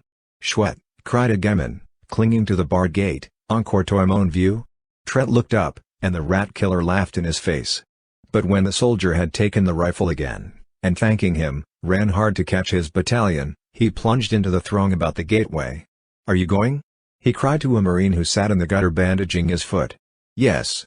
Then a girl, a mere child, caught him by the hand and led him into the café which faced the gate. The room was crowded with soldiers, some, white and silent, sitting on the floor, others groaning on the leather-covered settees. The air was sour and suffocating. "Choose," said the girl with a little gesture of pity, "they can't go." In a heap of clothing on the floor he found a capote and képi. She helped him buckle his knapsack, cartridge box, and belt, and showed him how to load the chassepot rifle, holding it on her knees. When he thanked her she started to her feet. "You're a foreigner." "American," he said, moving toward the door, but the child barred his way. "I am a Breton. My father is up there with the cannon of the marine. He will shoot you if you are a spy." They faced each other for a moment. Then sighing, he bent over and kissed the child. "Pray for France, little one," he murmured, and she repeated with a pale smile, "For France and you, beau monsieur." He ran across the street and through the gateway. Once outside, he edged into line and shouldered his way along the road. A corporal passed, looked at him, repassed, and finally called an officer. "You belong to the 60th, growled the corporal looking at the number on his képi. "We have no use for Frank de Roer," added the officer, catching sight of his black trousers. "I wish to volunteer in place of a comrade," said Trent, and the officer shrugged his shoulders and passed on. Nobody paid much attention to him, one or two merely glancing at his trousers. The road was deep with slush and mud plowed and torn by wheels and hoofs. A soldier in front of him wrenched his foot in an icy rut and dragged himself to the edge of the embankment groaning. The plain on either side of them was grey with melting snow. Here and there behind dismantled hedgerows stood wagons, bearing white flags with red crosses. Sometimes the driver was a priest in rusty hat and gown, sometimes a crippled mobile. Once they passed a wagon driven by a sister of charity. Silent empty houses with great rents in their walls, and every window blank, huddled along the road. Further on, within the zone of danger, nothing of human habitation remained except here and there a pile of frozen bricks or a blackened cellar choked with snow. For some time Trent had been annoyed by the man behind him, who kept treading on his heels. Convinced at last that it was intentional, he turned to remonstrate and found himself face to face with a fellow student from the Beaux Arts. Trent stared. "I thought you were in the hospital." The other shook his head, pointing to his bandaged jaw. "I see, you can't speak. Can I do anything?" The wounded man rummaged in his haversack and produced a crust of black bread. "He can't eat it, his jaw is smashed, and he wants you to chew it for him," said the soldier next to him. Trent took the crust, and grinding it in his teeth morsel by morsel, passed it back to the starving man. From time to time mounted orderlies sped to the front, covering them with slush. It was a chilly, silent march through sodden meadows wreathed in fog. Along the railroad embankment across the ditch, another column moved parallel to their own. Trent watched it, a somber mass, now distinct, now vague, now blotted out in a puff of fog. Once for half an hour he lost it, but when again it came into view, he noticed a thin line detach itself from the flank, and, bellying in the middle, swing rapidly to the west. At the same moment a prolonged crackling broke out in the fog in front.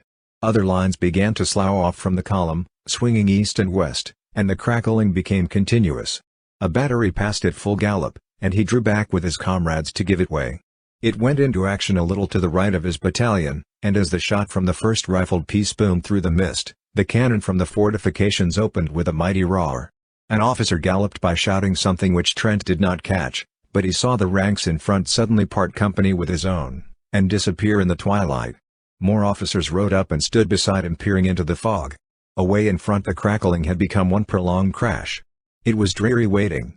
Trent chewed some bread for the man behind, who tried to swallow it, and after a while shook his head, motioning Trent to eat the rest himself.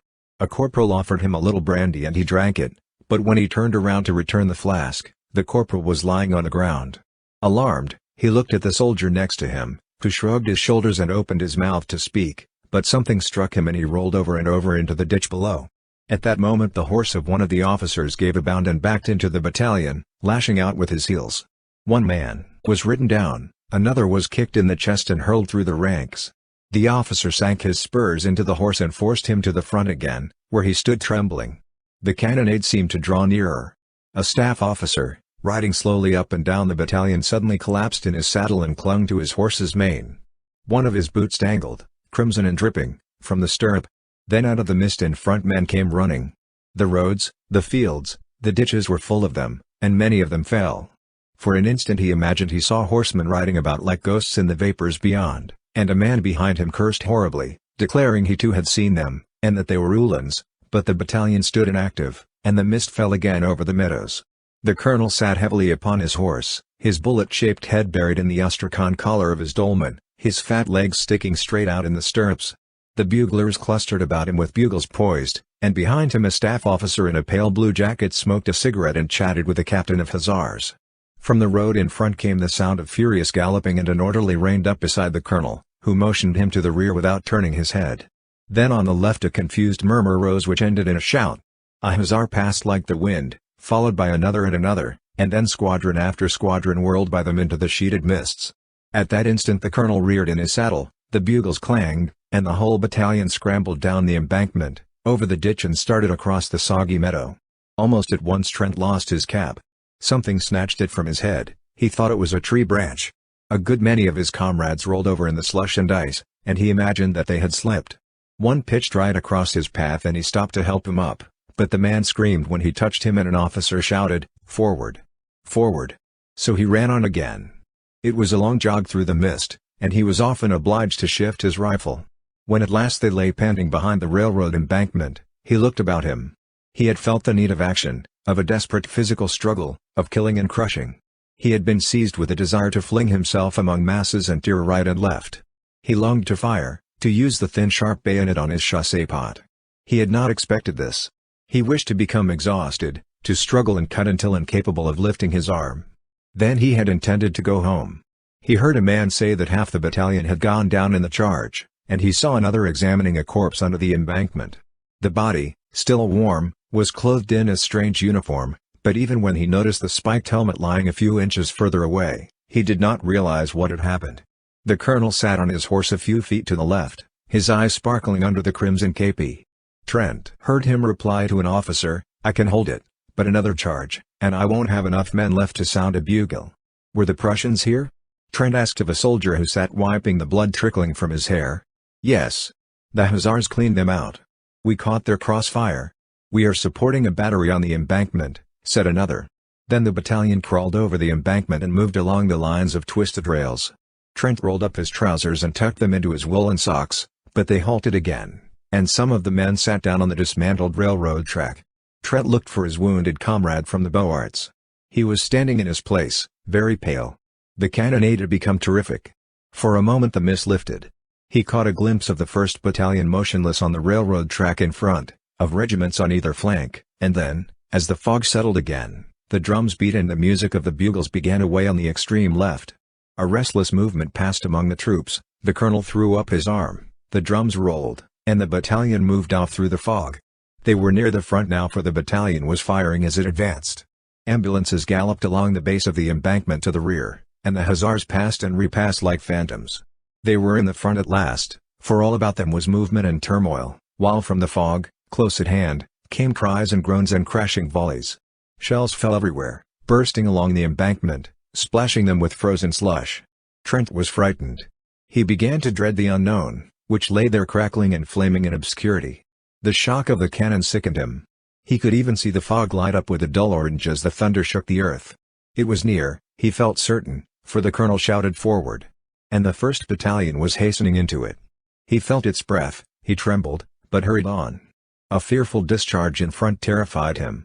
Somewhere in the fog men were cheering, and the colonel's horse, streaming with blood, plunged about in the smoke. Another blast and shock, right in his face, almost stunned him, and he faltered. All the men to the right were down.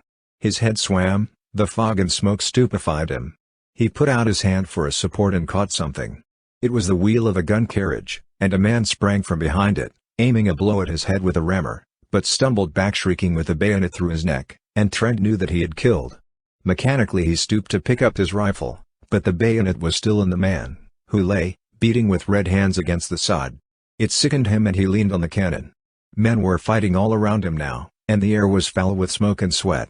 Somebody seized him from behind and another in front, but others in turn seized them or struck them solid blows.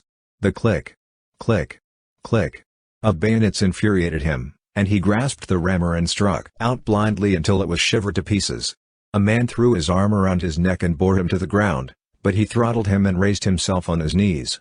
He saw a comrade seize the cannon, and fall across it with his skull crushed in. He saw the colonel tumble clean out of his saddle into the mud, then consciousness fled. When he came to himself, he was lying on the embankment among the twisted rails. On every side huddled men who cried out and cursed and fled away into the fog, and he staggered to his feet and followed them.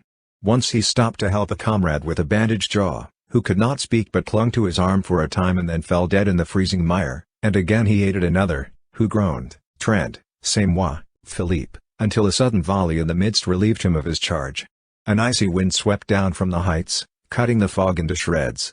For an instant, with an evil leer the sun peered through the naked woods of Vincennes, sank like a blood clot in the battery smoke, lower, lower, into the blood-soaked plain. 4. When midnight sounded from the belfry of Saint-Sulpice, the gates of Paris were still choked with fragments of what had once been an army. They entered with the night, a sullen horde, spattered with slime, faint with hunger and exhaustion. There was little disorder at first, and the throng at the gates parted silently as the troops tramped along the freezing streets. Confusion came as the hours passed. Swiftly and more swiftly, crowding squadron after squadron and battery on battery, horses plunging and caisson jolting, the remnants from the front surged through the gates, a chaos of cavalry and artillery struggling for the right of way. Close upon them stumbled the infantry, here a skeleton of a regiment marching with a desperate attempt at order, there a riotous mob of mobiles crushing their way to the streets, then a turmoil of horsemen, cannon, troops without, officers without men, then again a line of ambulances, the wheels groaning under their heavy loads. Dumb with misery the crowd looked on. All through the day the ambulances had been arriving, and all day long the ragged throng whimpered and shivered by the barriers. At noon the crowd was increased tenfold, filling the squares about the gates, and swarming over the inner fortifications. At 4 o'clock in the afternoon the German batteries suddenly wreathed themselves in smoke, and the shells fell fast on Montparnasse. At 20 minutes after 4 two projectiles struck a house in the Rue du Bac, and a moment later the first shell fell in the Latin Quarter. Braith was painting in bed when West came in very much scared. "I wish you would come down, our house has been knocked into a cocked hat, and I'm afraid that some of the pillagers may take it into their heads to pay us a visit tonight." Braith jumped out of bed and bundled himself into a garment which had once been an overcoat. "Anybody hurt?" he inquired, struggling with a sleeve full of dilapidated lining. "No. Colette is barricaded in the cellar, and the concierge ran away to the fortifications. There will be a rough gang there if the bombardment keeps up. You might help us." "Of course," said Braith, but it was not until they had reached the Rue Serpente and had turned in the passage which led to West's cellar, that the latter cried, "Have you seen Jack Trent, today?" "No," replied Braith, looking troubled. "He was not at ambulance headquarters. He stayed to take care of Sylvia, I suppose." A bomb came crashing through the roof of a house at the end of the alley and burst in the basement, showering the street with slate and plaster. A second struck a chimney and plunged into the garden, followed by an avalanche of bricks, and another exploded with a deafening report in the next street. They hurried along the passage to the steps which led to the cellar. Here again Braith stopped. "Don't you think I had better run up to see if Jack and Sylvia are well entrenched? I can get back before dark." "No. Go in and find Colette, and I'll go." "No, no, let me go, there's no danger." "I know it," replied West calmly, and, dragging Braith into the alley, pointed to the cellar steps. The iron door was barred. "Glad. Glad," he called. The door swung inward, and the girl sprang up the stairs to meet them. At that instant, Braith, glancing behind him, gave a startled cry, and pushing the two before him into the cellar, jumped down after them and slammed the iron door. A few seconds later a heavy jar from the outside shook the hinges. "They are here," muttered West, very pale. "That door," observed Colette calmly, "will hold forever." Braith examined the low iron structure, now trembling with the blows rained on it from without. West glanced anxiously at Colette, who displayed no agitation, and this comforted him. "I don't believe they will spend much time here," said Braith. "They only rummage in cellars for spirits, I imagine. Unless they hear that valuables are buried there." "But surely nothing is buried here?" exclaimed Braith uneasily. "Unfortunately there is," growled West. "That miserly landlord of mine." A crash from the outside, followed by a yell, cut him short, then blow after blow shook the doors, until there came a sharp snap, a clinking of metal and a triangular bit of iron fell inwards, leaving a hole through which struggled a ray of light. Instantly West knelt, and shoving his revolver through the aperture fired every cartridge. For a moment the alley resounded with the racket of the revolver, then absolute silence followed. Presently a single questioning blow fell upon the door, and a moment later another and another, and then a sudden crack zigzagged across the iron plate. "Here," said West, seizing Colette by the wrist, "you follow me, Braith." And he ran swiftly toward a circular spot of light at the further end of the cellar. The spot of light came from a barred manhole above. West motioned Braith to mount on his shoulders. "Push it over." "You must." With little effort Braith lifted the barred cover, scrambled out on his stomach, and easily raised Colette from West's shoulders. "Quick, old chap," cried the latter. Braith twisted his legs around a fence chain and leaned down again. The cellar was flooded with a yellow light, and the air reeked with the stench of petroleum torches. The iron door still held, but a whole plate of metal was gone, and now as they looked a figure came creeping through, holding a torch. "Quick," whispered Braith. "Jump." And West hung dangling until Colette grasped him by the collar, and he was dragged out. Then her nerves gave way and she wept hysterically, but West threw his arm around her and led her across the gardens into the next street, where Braith, after replacing the manhole cover and piling some stone slabs from the wall over it, rejoined them. It was almost dark. They hurried through the street, now only lighted by burning buildings, or the swift glare of the shells. They gave wide berth to the fires, but at a distance saw the flitting forms of pillagers among the debris. Sometimes they passed a female fury crazed with drink shrieking anathemas upon the world, or some slouching lout whose blackened face and hands betrayed a share in the work of destruction. At last they reached the Seine and passed the bridge, and then Braith said, "I must go back. I am not sure of Jack and Sylvia." As he spoke, he made way for a crowd which came trampling across the bridge, and along the river wall by the d'Orsay barracks. In the midst of it West caught the measured tread of a platoon. A lantern passed, a file of bayonets, then another lantern which glimmered on a deathly face behind, and Colette gasped, "Hartman!" And he was gone. They peered fearfully across the embankment, holding their breath. There was a shuffle of feet on the quay, and the gate of the barracks slammed. A lantern shone for a moment at the postern. The crowd pressed to the grill, then came the clang of the volley from the stone parade. One by one the petroleum torches flared up along the embankment, and now the whole square was in motion. Down from the Champs-Élysées and across the Place de la Concorde straggled the fragments of the battle, a company here, and a mob there. They poured in from every street followed by women and children, and a great murmur, borne on the icy wind, swept through the Arc de Triomphe and down the dark avenue, Perdu. Perdu. A ragged end of a battalion was pressing past, the spectre of annihilation. West groaned. Then a figure sprang from the shadowy ranks and called West's name, and when he saw it was Trent he cried out. Trent seized him, white with terror. "Sylvia?" West stared speechless, but Colette moaned, "Oh, Sylvia. Sylvia. And they are shelling the quarter." "Trent," shouted Braith, but he was gone, and they could not overtake him. The bombardment ceased as Trent crossed the Boulevard Saint-Germain, but the entrance to the Rue de Seine was blocked by a heap of smoking bricks. Everywhere the shells had torn great holes in the pavement. The café was a wreck of splinters and glass, the bookstore tottered, ripped from roof to basement, and the little bakery, long since closed, bulged outward above a mass of slate and tin. He climbed over the steaming bricks and hurried into the Rue de Tournon. On the corner a fire blazed, lighting up his own street, and on the bank wall, beneath a shattered gas lamp, a child was writing with a bit of cinder. Here fell the first shell. The letters stared him in the face. The rat killer finished and stepped back to view his work, but catching sight of Trent's bayonet, screamed and fled, and as Trent staggered across the shattered street, from holes and crannies in the ruins fierce women fled from their work of pillage, cursing him. At first he could not find his house, for the tears blinded him, but he felt along the wall and reached the door. A lantern burned in the concierge's lodge and the old man lay dead beside it. Faint with fright he leaned a moment on his rifle, then, snatching the lantern, sprang up the stairs. He tried to call, but his tongue hardly moved. On the second floor he saw plaster on the stairway, and on the third the floor was torn and the concierge lay in a pool of blood across the landing. The next floor was theirs. The door hung from its hinges, the walls gaped. He crept in and sank down by the bed, and their two arms were flung around his neck, and a tear-stained face sought his own. "Sylvia! Oh Jack! Jack!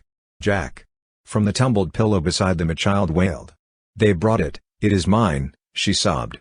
"Ours," he whispered, with his arms around them both. Then from the stairs below came Braith's anxious voice. "Trent. Is all well? The street of Our Lady of the Fields at tout les jours passes dans la tristesse nous sont compte comme des jours heureux." "Aye. The street is not fashionable, neither is it shabby. It is a pariah among streets, a street without a quarter. It is generally understood to lie outside the pale of the aristocratic Avenue de l'Observatoire. The students of the Montparnasse quarter consider it swell and will have none of it. The Latin quarter, from the Luxembourg, its northern frontier, sneers at its respectability and regards with disfavor the correctly costumed students who haunt it. Few strangers go into it.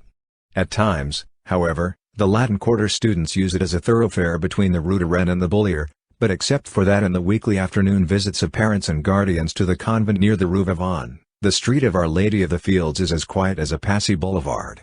Perhaps the most respectable portion lies between the Rue de la Grande Chaumière and the Rue Vivant, at least this was the conclusion arrived at by the Reverend Joel Byram, as he rambled through it with Hastings in charge.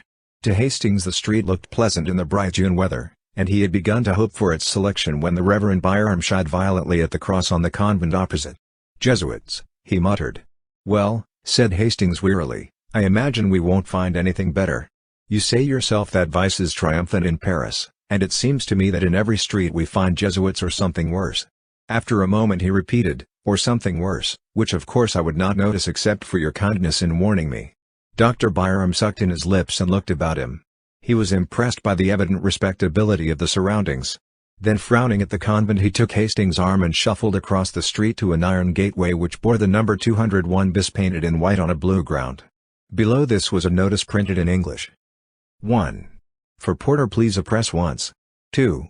For servant please press twice. 3. For parlor please press thrice. Hastings touched the electric button 3 times, and they were ushered through the garden and into the parlor by a trim maid. The dining room door, just beyond, was open, and from the table in plain view a stout woman hastily arose and came toward them. Hastings caught a glimpse of a young man with a big head and several snuffy old gentlemen at breakfast, before the door closed and the stout woman waddled into the room, bringing with her an aroma of coffee and a black poodle. "It is a pleasure to receive," she cried. "Monsieur is English? No? American? Of course. My pension it is for Americans too.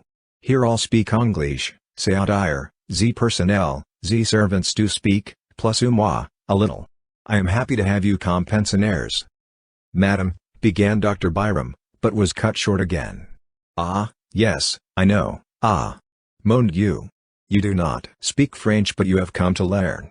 My husband does speak French with the pensionnaires. We have at the moment a family Americana who learn of my husband French."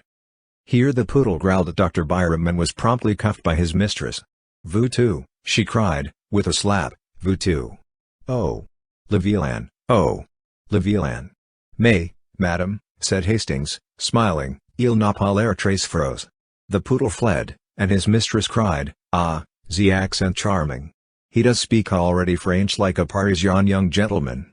Then Dr. Byram managed to get in a word or two and gathered more or less information with regard to prices. "It is a pension sérieux, my clientèle is of the best, indeed a pension de famille where one is at home." Then they went upstairs to examine Hastings' future quarters, test the bed springs and arrange for the weekly towel allowance. Dr. Byram appeared satisfied. Madame Marat accompanied them to the door and rang for the maid, but as Hastings stepped out into the gravel walk, his guide and mentor paused a moment and fixed Madame with his watery eyes. "You understand," he said, "then he is a youth of most careful bringing up, and his character and morals are without a stain. He is young and has never been abroad, never even seen a large city, and his parents have requested me, as an old family friend living in Paris, to see that he is placed under good influences. He is to study art, but on no account would his parents wish him to live in the Latin Quarter if they knew of the immorality which is rife there." A sound like the click of a latch interrupted him and he raised his eyes, but not in time to see the maid slap the big-headed young man behind the parlor door. Madame coughed, cast a deadly glance behind her and then beamed on Dr. Byram. "It is well that he come here. The pension more serious, il n'en existe pas, it is not any," she announced with conviction. So, as there was nothing more to add, Dr. Byram joined Hastings at the gate. "I trust," he said, eyeing the convent, "that you will make no acquaintances among Jesuits." Hastings looked at the convent until a pretty girl passed before the grey facade, and then he looked at her. A young fellow with a paintbox and canvas came swinging along, stopped before the pretty girl, said something during a brief but vigorous handshake at which they both laughed, and he went his way, calling back, "Adamon Valentine." As in the same breath she cried, "Adamon Valentine," thought Hastings, what a quaint name, and he started to follow the Reverend Joel Byram, who was shuffling towards the nearest tramway station. 2. "And you are pleased with Paris, Monsieur Ostung?" demanded Madame Marat the next morning as Hastings came into the breakfast room of the pension, rosy from his plunge in the limited bath above. "I am sure I shall like it," he replied, wondering at his own depression of spirits. The maid brought him coffee and rolls. He returned the vacant glance of the big-headed young man and acknowledged diffidently the salutes of the snuffy old gentleman. He did not try to finish his coffee, and sat crumbling a roll, unconscious of the sympathetic glances of Madame Marat, who had tact enough not to bother him. Presently a maid entered with a tray on which were balanced 2 bowls of chocolate, and the snuffy old gentleman leered at her ankles. The maid deposited the chocolate at a table near the window and smiled at Hastings. Then a thin young lady, followed by her counterpart in all except years, marched into the room and took the table near the window. They were evidently American, but Hastings, if he expected any sign of recognition, was disappointed. To be ignored by compatriots intensified his depression. He fumbled with his knife and looked at his plate. The thin young lady was talkative enough. She was quite aware of Hastings' presence, ready to be flattered if he looked at her, but on the other hand she felt her superiority, for she had been 3 weeks in Paris and he, it was easy to see, had not yet unpacked his steamer trunk. Her conversation was complacent. She argued with her mother upon the relative merits of the Louvre and the Bon Marché, but her mother's part of the discussion was mostly confined to the observation, "Why, Susie." The snuffy old gentleman had left the room in a body, outwardly polite and inwardly raging. They could not endure the Americans, who filled the room with their chatter. The big-headed young man looked after them with a knowing cough, murmuring, "Gay old birds." "They look like bad old men, Mr. Bladen," said the girl. To this Mr. Bladen smiled and said, "They've had their day," in a tone which implied that he was now having his. "And that's why they all have baggy eyes," cried the girl. I think it's a shame for young gentlemen." "Why, Susie," said the mother, and the conversation lagged. After a while Mr. Bladen threw down the petty journal, which he daily studied at the expense of the house, and turning to Hastings, started to make himself agreeable. He began by saying, "I see you are American." To this brilliant and original opening, Hastings, deadly homesick, replied gratefully, and the conversation was judiciously nourished by observations from Miss Susie being distinctly addressed to Mr. Bladen. In the course of events Miss Susie, forgetting to address herself exclusively to Mr. Bladen, and Hastings replying to her general question, the entente cordiale was established, and Susie and her mother extended a protectorate over what was clearly neutral territory. "Mr. Hastings, you must not desert the pension every evening as Mr. Bladen does. Paris is an awful place for young gentlemen, and Mr. Bladen is a horrid cynic." Mr. Bladen looked gratified. Hastings answered, "I shall be at the studio all day, and I imagine I shall be glad enough to come back at night." Mr. Bladen, who, at a salary of $15 a week, acted as agent for the Pewley Manufacturing Company of Troy, New York, smiled a skeptical smile and withdrew to keep an appointment with a customer on the Boulevard Magenta. Hastings walked into the garden with Mrs. Bing and Susie, and, at their invitation, sat down in the shade before the iron gate. The chestnut trees still bore their fragrant spikes of pink and white, and the bees hummed among the roses, trellised on the white-walled house. A faint freshness was in the air. The watering carts moved up and down the street, and a clear stream bubbled over the spotless gutters of the Rue de la Grande Chaumière. The sparrows were merry along the curbstones, taking bath after bath in the water and ruffling their feathers with delight. In a walled garden across the street a pair of blackbirds whistled among the almond trees. Hastings swallowed the lump in his throat, for the song of the birds and the ripple of water in a Paris gutter brought back to him the sunny meadows of Millbrook. "That's a blackbird," observed Miss Bing, "see him there on the bush with pink blossoms. He's all black except his bill, and that looks as if it had been dipped in an omelette, as some Frenchman says." "Why, Susie," said Mrs. Bing. "That garden belongs to a studio inhabited by two Americans," continued the girl serenely, "and I often see them pass. They seem to need a great many models, mostly young and feminine." "Why, Susie, perhaps they prefer painting that kind, but I don't see why they should invite 5, with 3 more young gentlemen, and all get into 2 cabs and drive away singing. This street," she continued, "is dull. There is nothing to see except the garden and a glimpse of the Boulevard Montparnasse through the Rue de la Grande Chaumière. No one ever passes except a policeman. There is a convent on the corner." "I thought it was a Jesuit college," began Hastings, but was at once overwhelmed with the Baedeker description of the place, ending with, "On one side stand the palatial hotels of Jean-Paul Laurens and Guillaume Bouguereau, and opposite, in the little passage Stanislas, Carolus Duran paints the masterpieces which charm the world." The blackbird burst into a ripple of golden throaty notes, and from some distant green spot in the city an unknown wild bird answered with a frenzy of liquid trills until the sparrows paused in their ablutions to look up with restless chirps. Then a butterfly came and sat on a cluster of heliotrope and waved his crimson-banded wings in the hot sunshine. Hastings knew him for a friend, and before his eyes there came a vision of tall mulleins and scented milkweed alive with painted wings, a vision of a white house and woodbine-covered piazza, a glimpse of a man reading and a woman leaning over the pansy bed, and his heart was full. He was startled a moment later by Miss Bing. "I believe you're homesick." Hastings blushed. Miss Bing looked at him with a sympathetic sigh and continued, "Whenever I felt homesick at first I used to go with Mama and walk in the Luxembourg Gardens. I don't know why it is, but those old-fashioned gardens seem to bring me nearer home than anything in this artificial city." "But they are full of marble statues," said Mrs. Bing mildly. "I don't see the resemblance myself." "Where's the Luxembourg?" inquired Hastings after a silence. "Come with me to the gate," said Miss Bing. He rose and followed her, and she pointed out the Rue Vivant at the foot of the street. "You pass by the convent to the right," she smiled, and Hastings went. 3. The Luxembourg was a blaze of flowers. He walked slowly through the long avenues of trees, past mossy marbles and old-time columns, and threading the grove by the bronze lion, came upon the tree-crowned terrace above the fountain. Below lay the basin shining in the sunlight. Flowering almonds encircled the terrace, and, in a greater spiral, groves of chestnuts wound in and out and down among the moist thickets by the western palace wing.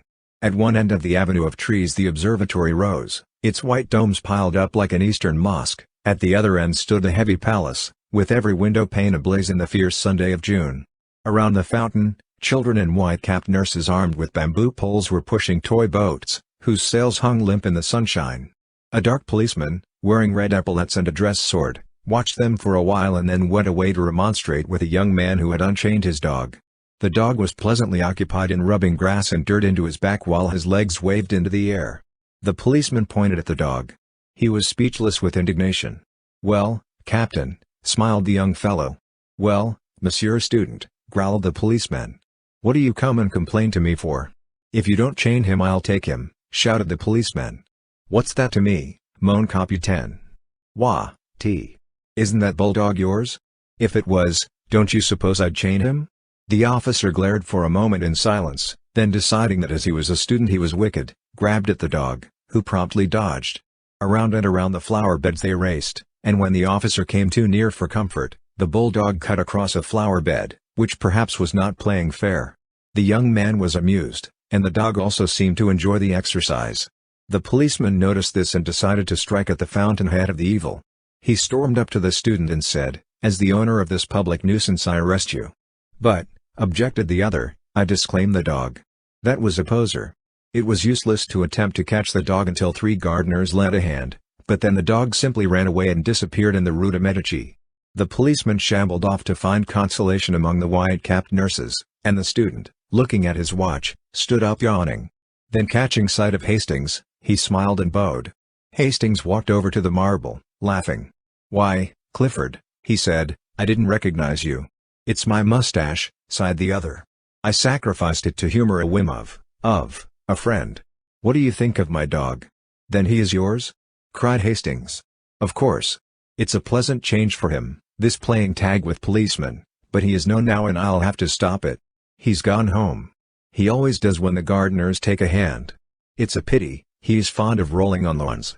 Then they chatted for a moment of Hastings' prospects, and Clifford politely offered to stand his sponsor at the studio. "You see, old Tabby, I mean Dr. Byram, told me about you before I met you," explained Clifford, "and Elliot and I will be glad to do anything we can." Then looking at his watch again, he muttered, "I have just 10 minutes to catch the Versailles train, au revoir," and started to go, but catching sight of a girl advancing by the fountain, took off his hat with a confused smile. "Why are you not at Versailles?" she said, with an almost imperceptible acknowledgement of Hastings' presence. I'm going," murmured Clifford. For a moment they faced each other, and then Clifford, very red, stammered, "With your permission I have the honor of presenting to you my friend, Monsieur Hastings." Hastings bowed low. She smiled very sweetly, but there was something of malice in the quiet inclination of her small Parisian head. "I could have wished," she said, "that Monsieur Clifford might spare me more time when he brings with him so charming an American." Must I go, Valentine?" began Clifford. "Certainly," she replied. Clifford took his leave with very bad grace, wincing, when she added, "And give my dearest love to Cecile." As he disappeared in the rudices, the girl turned as if to go, but then suddenly remembering Hastings, looked at him and shook her head. "Monsieur Clifford is so perfectly harebrained," she smiled, "it is embarrassing sometimes. You have heard, of course, all about his success at the Salon?" He looked puzzled and she noticed it. "You have been to the Salon, of course?" "Why, no," he answered, "I only arrived in Paris 3 days ago." She seemed to pay little heed to his explanation, but continued, "Nobody imagined he had the energy to do anything good, but on varnishing day the Salon was astonished by the entrance of Monsieur Clifford, who strolled about as bland as you please with an orchid in his buttonhole, and a beautiful picture on the line." She smiled to herself at the reminiscence, and looked at the fountain. "Monsieur Bouguereau told me that Monsieur Julien was so astonished that he only shook hands with Monsieur Clifford in a dazed manner, and actually forgot to pat him on the back. Fancy," she continued with much merriment, "fancy Papa Julien forgetting to pat one on the back." Hastings, wondering at her acquaintance with the great Bouguereau, looked at her with respect. "May I ask," he said diffidently, "whether you are a pupil of Bouguereau?" "I?" she said in some surprise. Then she looked at him curiously. Was he permitting himself the liberty of joking on such short acquaintance? His pleasant serious face questioned hers. "Tiens," she thought, "what a droll man. You surely study art?" he said. She leaned back on the crooked stick of her parasol, and looked at him.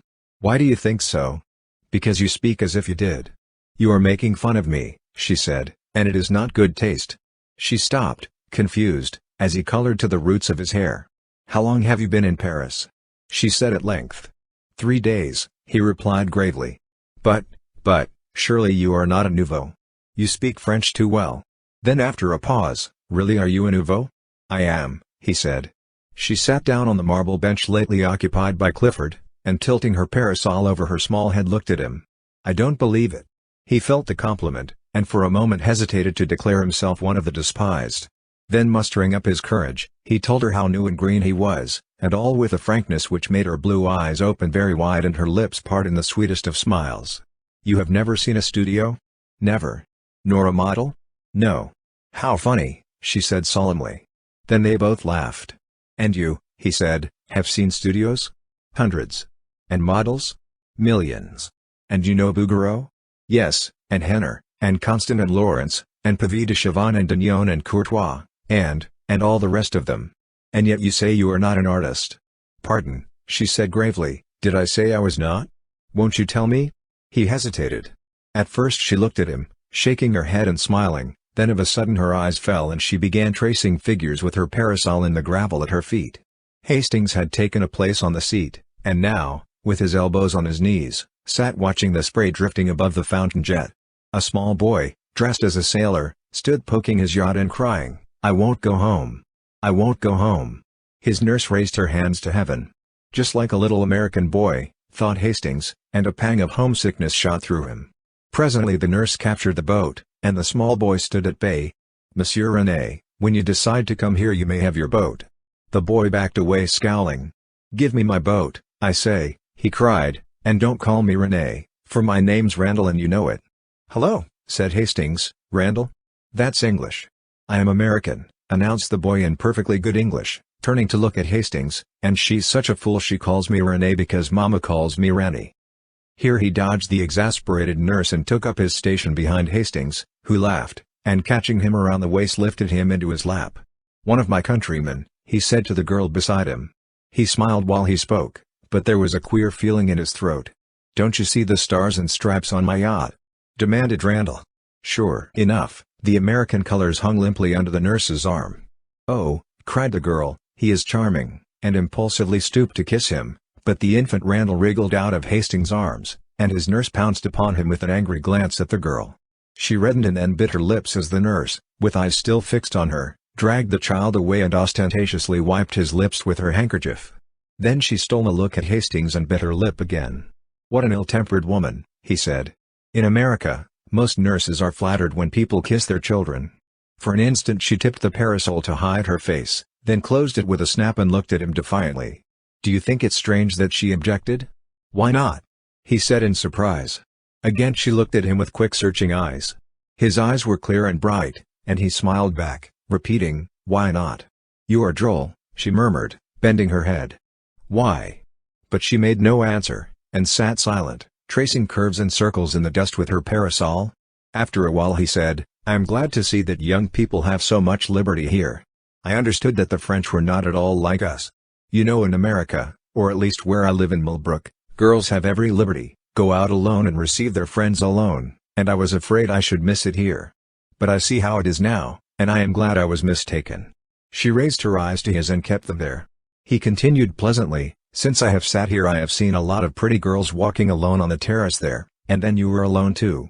Tell me, for I do not know French customs, do you have the liberty of going to the theater without a chaperone?" For a long time she studied his face, and then with a trembling smile said, "Why do you ask me?" "Because you must know, of course," he said gaily. "Yes," she replied indifferently, "I know." He waited for an answer, but getting none, decided that perhaps she had misunderstood him. "I hope you don't think I mean to presume on our short acquaintance," he began, "in fact it is very odd but I don't know your name.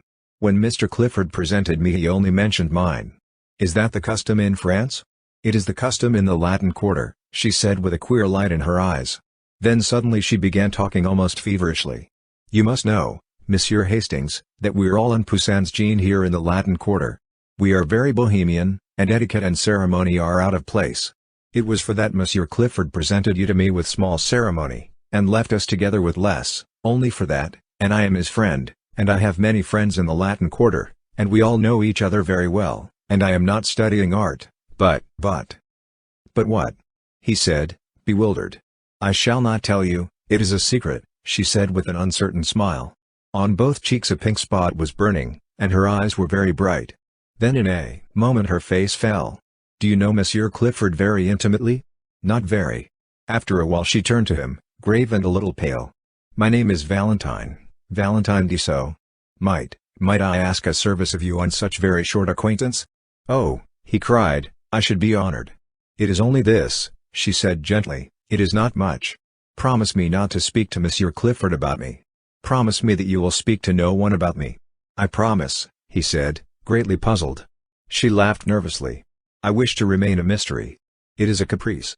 "But," he began, I had hoped that you might give Monsieur Clifford permission to to present me at your house." My house," she repeated. "I mean, where you live, in fact, to present me to your family." The change in the girl's face shocked him. "I beg your pardon," he cried, "I have hurt you." And as quick as a flash she understood him because she was a woman. "My parents are dead," she said. Presently he began again, very gently. "Would it displease you if I beg you to receive me? It is the custom?" "I cannot," she answered. Then glancing up at him, "I am sorry, I should like to, but believe me, I cannot."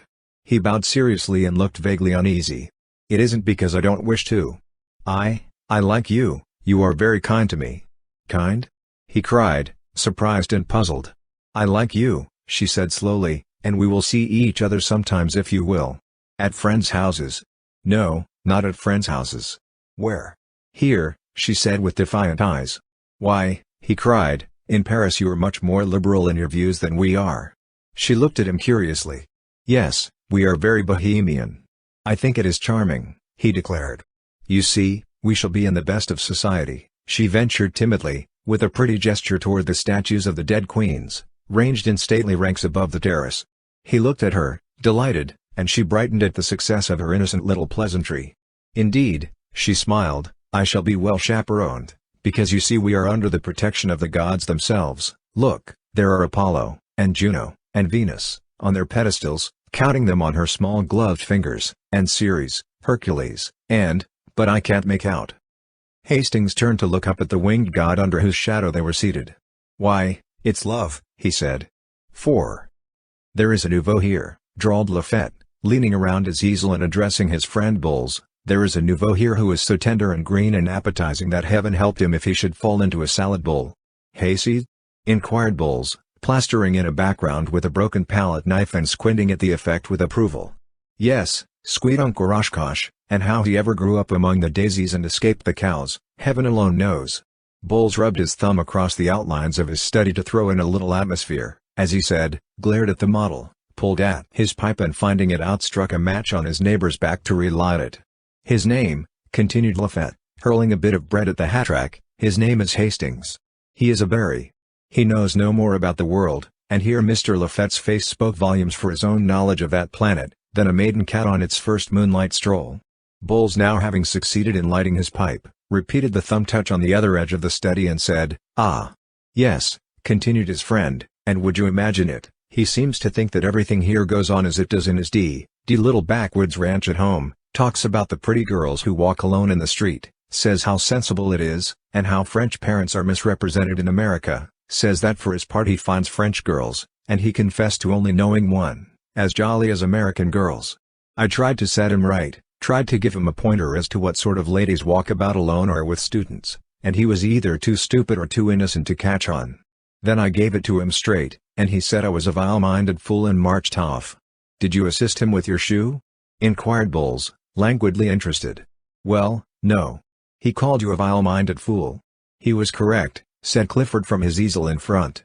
What do you mean?" demanded Lafette, turning red. "That," replied Clifford. "Who spoke to you? Is this your business?"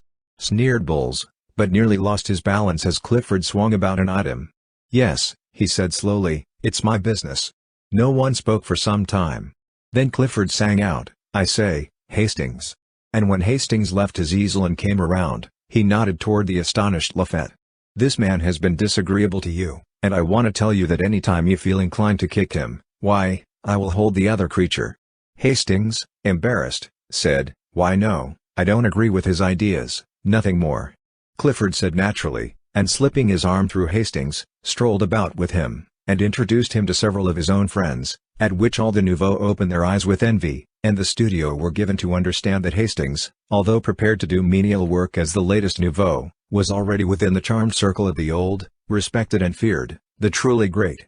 The rest finished, the model resumed his place, and work went on in a chorus of songs and yells and every ear-splitting noise which the art student utters when studying the beautiful.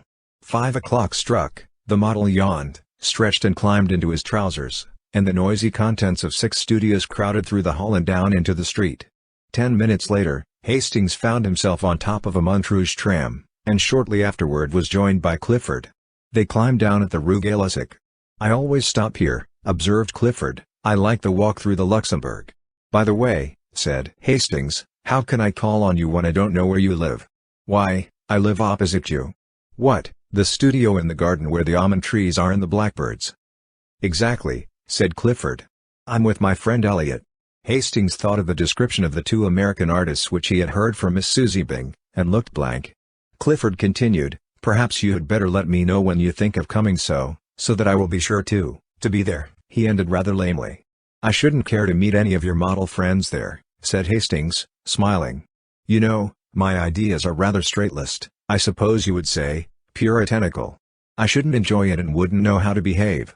"Oh, I understand," said Clifford, but added with great cordiality, "I'm sure we'll be friends although you may not approve of me and my set, but you will like Severn and Selby because, well, they are like yourself, old chap." After a moment he continued, "There is something I want to speak about.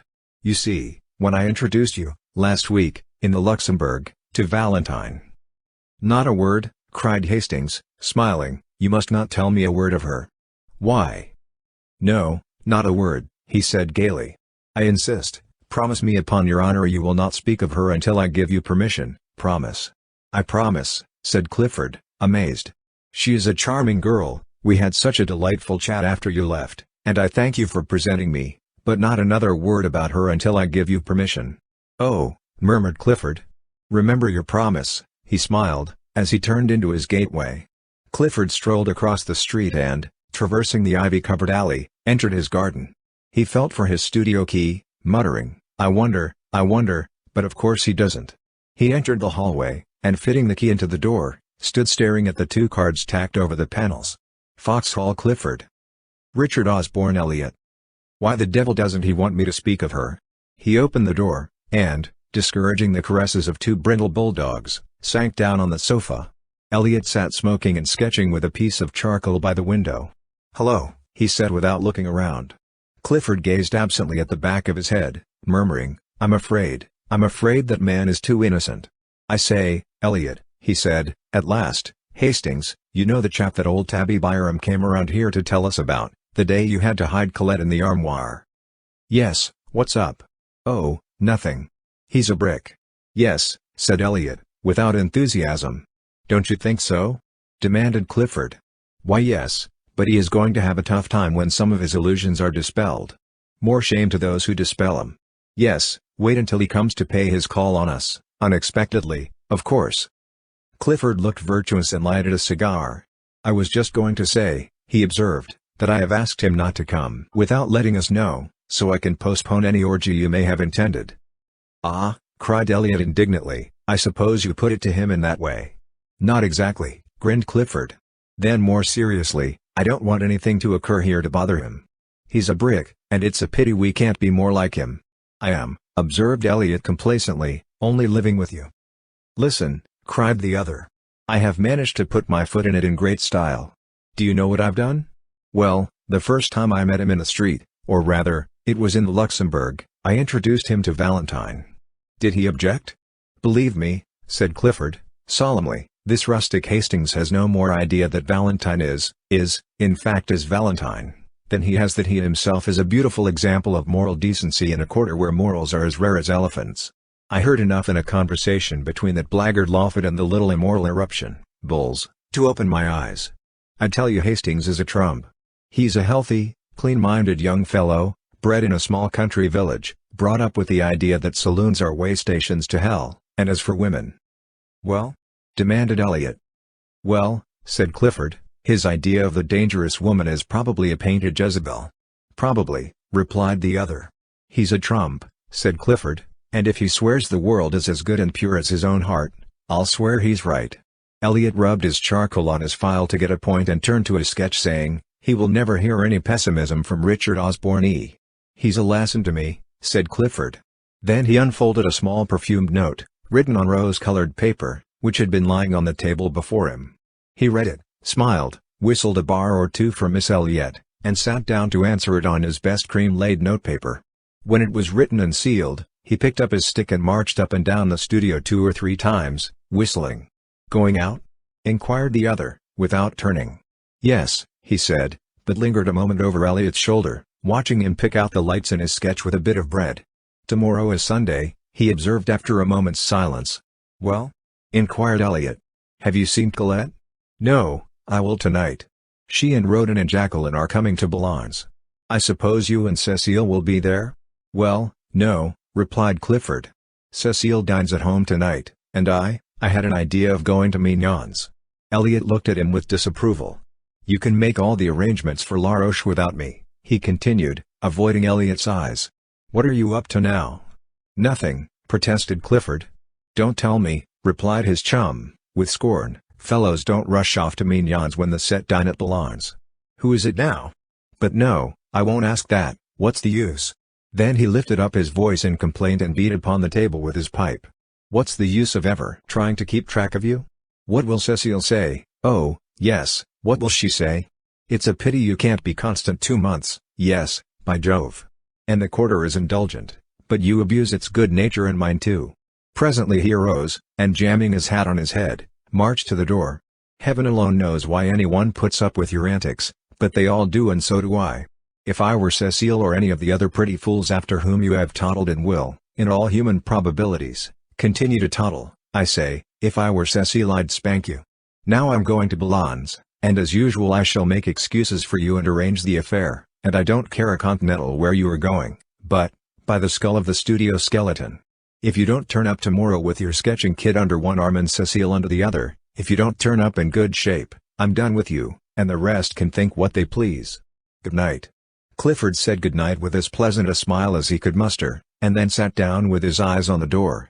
He took out his watch and gave Elliot 10 minutes to vanish, then rang the concierge's call, murmuring, oh dear, why the devil do I do it?" "Alfred," he said, as that gimlet-eyed person answered the call, "make yourself clean and proper, Alfred, and replace your sabot with a pair of shoes. Then put on your best hat and take this letter to the big white house in the Rue de Dragon." "There is no answer," moaned petty Alfred. The concierge departed with a snort in which unwillingness for the errand and affection for Clifford were blended. Then with great care the young fellow arrayed himself in all the beauties of his and Elliot's wardrobe. He took his time about it, and occasionally interrupted his toilet to play his banjo or make pleasing diversion for the bulldogs by gambolling about on all fours. "I've got 2 hours before me," he thought, and borrowed a pair of Elliot's silken footgear, with which he and the dogs played ball until he decided to put them on. Then he lighted a cigarette and inspected his dress coat. When he had emptied it of 4 handkerchiefs, a fan, and a pair of crumpled gloves as long as his arm, he decided it was not suited to add éclat to his charms and cast about in his mind for a substitute. Elliot was too thin, and, anyway, his coats were now under lock and key. Roden probably was as badly off as himself. Hastings was the man. But when he threw on a smoking jacket and sauntered over to Hastings' house, he was informed that he had been gone over an hour. Now, where in the name of all that's reasonable could he have gone? Muttered Clifford, looking down the street. The maid didn't know, so he bestowed upon her a fascinating smile and lounged back to the studio. Hastings was not far away. The Luxembourg is within 5 minutes' walk of the Rue Notre Dame des Champs, and there he sat under the shadow of a winged god, and there he had sat for an hour, poking holes in the dust and watching the steps which lead from the northern terrace to the fountain. The sun hung, a purple globe, above the misty hills of Meudon. Long streamers of clouds touched with rose swept low on the western sky, and the dome of the distant Invalides burned like an opal through the haze. Behind the palace the smoke from a high chimney mounted straight into the air, purple until it crossed the sun, where it changed to a bar of smoldering fire. High above the darkening foliage of the chestnuts the twin towers of St. Sulpice rose, a never-deepening silhouette. A sleepy blackbird was caroling in some near thicket, and pigeons passed and repassed with the whisper of soft winds in their wings. The light on the palace windows had died away, and the dome of the Pantheon swam aglow above the northern terrace, a fiery Valhalla in the sky, while below in grim array, along the terrace ranged, The marble ranks of queens looked out into the west. From the end of the long walk by the northern facade of the palace came the noise of omnibuses and the cries of the street. Hastings looked at the palace clock. 6, and as his own watch agreed with it, he fell to poking holes in the gravel again. A constant stream of people passed between the Odeon and the fountain. Priests in black, with silver-buckled shoes, lined soldiers, slouchy and rakish, neat girls without hats bearing milliners' boxes, students with black portfolios and high hats, students with berets and big canes, nervous, quick-stepping officers, symphonies in turquoise and silver, ponderous jangling cavalrymen all over dust, pastry cook's boys skipping along with utter disregard for the safety of the basket balanced on the impish head, and then the lean outcast, the shambling Paris tramp, slouching with shoulders bent and little eye furtively scanning the ground for smokers' refuse. All these moved in a steady stream across the fountain circle and out into the city by the Odeon, whose long arcades were now beginning to flicker with gas jets. The melancholy bells of St. Sulpice struck the hour and the clock tower of the palace lighted up. Then hurried steps sounded across the gravel and Hastings raised his head. "How late you are," he said, but his voice was hoarse and only his flushed face told how long had seemed the waiting. She said, "I was kept, indeed, I was so much annoyed, and I may only stay a moment." She sat down beside him, casting a furtive glance over her shoulder at the god upon his pedestal. What a nuisance, that intruding Cupid still there. "Wings and arrows too," said Hastings, unheeding her motion to be seated. "Wings," she murmured, "oh, yes, to fly away with when he's tired of his play." Of course it was a man who conceived the idea of wings, otherwise Cupid would have been insupportable. "Do you think so?" "Ma foi, it's what men think." "And women?" "Oh," she said, with a toss of her small head, "I really forget what we were speaking of." "We were speaking of love," said Hastings. "I was not," said the girl. Then looking up at the marble god, "I don't care for this one at all. I don't believe he knows how to shoot his arrows. No, indeed, he is a coward, he creeps up like an assassin in the twilight." "I don't approve of cowardice," she announced, and turned her back on the statue. "I think," said Hastings quietly, "that he does shoot fairly, yes, and even gives one warning." "Is it your experience, Monsieur Hastings?" He looked straight into her eyes and said, "He is warning me." "Heed the warning then," she cried, with a nervous laugh. As she spoke she stripped off her gloves, and then carefully proceeded to draw them on again. When this was accomplished she glanced at the palace clock, saying, "Oh dear, how late it is," furled her umbrella, then unfurled it, and finally looked at him. "No," he said, "I shall not heed his warning." "Oh dear," she sighed again, still talking about that tiresome statue. Then stealing a glance at his face, I suppose you are in love." "I don't know," he muttered, "I suppose I am." She raised her head with a quick gesture. "You seem delighted at the idea," she said, but bit her lip and trembled as his eyes met hers. Then sudden fear came over her and she sprang up, staring into the gathering shadows. "Are you cold?" he said. But she only answered, oh dear, it is late, so late. I must go, good night." She gave him her gloved hand a moment and then withdrew it with a start. "What is it?" he insisted. "Are you frightened?" She looked at him strangely. No, not frightened, you are very good to me." "By Jove!" he burst out, "what do you mean by saying I'm good to you? That's at least the third time, and I don't understand." The sound of a drum from the guardhouse at the palace cut him short. "Listen," she whispered, "they are going to close. It's late, oh, so late." The rolling of the drum came nearer and nearer, and then the silhouette of the drummer cut the sky above the eastern terrace. The fading light lingered a moment on his belt and bayonet, then he passed into the shadows, drumming the echoes awake. The roll became fainter along the eastern terrace, then grew and rattled with increasing sharpness when he passed the avenue by the bronze lion and turned down the western terrace walk. Louder and louder the drum sounded, and the echoes struck back the notes from the grey palace wall, and now the drummer loomed up before them, his red trousers a dull spot in the gathering gloom, the brass of his drum and bayonet touched with a pale spark, his epaulets tossing on his shoulders.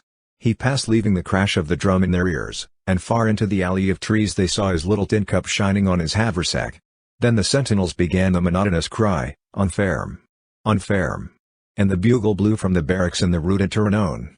"En ferme! En ferme!" "Good night," she whispered, "I must return alone tonight." He watched her until she reached the northern terrace, and then sat down on the marble seat until a hand on his shoulder and a glimmer of bayonets warned him away. She passed on through the grove, and turning into the Rue de Medici, traversed it to the boulevard. At the corner she bought a bunch of violets and walked on along the boulevard to the Rue des Écoles. A cab was drawn up before Blonde's, and a pretty girl aided by Elliot jumped out. "Valentine," cried the girl, "come with us." "I can't," she said, stopping a moment, "I have a rendezvous at Mignon's." "Not Victor?" cried the girl, laughing, but she passed with a little shiver, nodding good night, then turning into the Boulevard Saint-Germain, she walked a tittle faster to escape a gay party sitting before the Café Cluny who called to her to join them. At the door of the restaurant Mignon stood a coal-black Negro in buttons. He took off his peaked cap as she mounted the carpeted stairs. "Send Eugene to me," she said at the office, and passing through the hallway to the right of the dining room stopped before a row of paneled doors. A waiter passed and she repeated her demand for Eugene, who presently appeared, noiselessly skipping, and bowed murmuring, "Madame." "Who is here?" "No one in the cabinets, madame, in the half Madame Madelon and Monsieur Gay, Monsieur de Clamart, Monsieur Clisson, Madame Maria Nerset." Then he looked around and bowing again murmured, "Monsieur awaits madame since half an hour," and he knocked at one of the paneled doors bearing the number 6. Clifford opened the door and the girl entered. The garçon bowed her in, and whispering, "Will monsieur have the goodness to ring?" vanished. He helped her off with her jacket and took her hat and umbrella. When she was seated at the little table with Clifford opposite she smiled and leaned forward on both elbows looking him in the face. "What are you doing here?" she demanded. "Waiting," he replied, in accents of adoration. For an instant she turned and examined herself in the glass. The wide blue eyes, the curling hair, the straight nose and short curled lip flashed in the mirror an instant only, and then its depths reflected her pretty neck and back. "Thus do I turn my back on vanity," she said, and then leaning forward again, "What are you doing here?" "Waiting for you," repeated Clifford, slightly troubled. "And Cecile?" "Now don't, Valentine." "Do you know," she said calmly, "I dislike your conduct?" He was a little disconcerted, and rang for Eugene to cover his confusion. The soup was bisque, and the wine Palmery, and the courses followed each other with the usual regularity until Eugene brought coffee, and there was nothing left on the table but a small silver lamp. "Valentine," said Clifford, after having obtained permission to smoke, "is it the Vaudeville or the El Dorado, or both, or the Nouveau Cirque, or—" "It is here," said Valentine. "Well," he said, greatly flattered, "I'm afraid I couldn't amuse you." "Oh, yes, you are funnier than the El Dorado. Now see here, don't guy me, Valentine. You always do, and, you know what they say, a good laugh kills." "What?" Love and all that." She laughed until her eyes were moist with tears. "Tiens," she cried, "he is dead, then." Clifford eyed her with growing alarm. "Do you know why I came?" she said. "No," he replied uneasily, "I don't." "How long have you made love to me?" "Well," he admitted, somewhat startled, "I should say, for about a year." "It is a year, I think. Are you not tired?" He did not answer. "Don't you know that I like you too well to ever fall in love with you?" she said. "Don't you know that we are two good comrades, two old friends for that? And were we not, do you think that I do not know your history, Monsieur Clifford? Don't be so sarcastic," he urged, "don't be unkind, Valentine." "I'm not. I'm kind.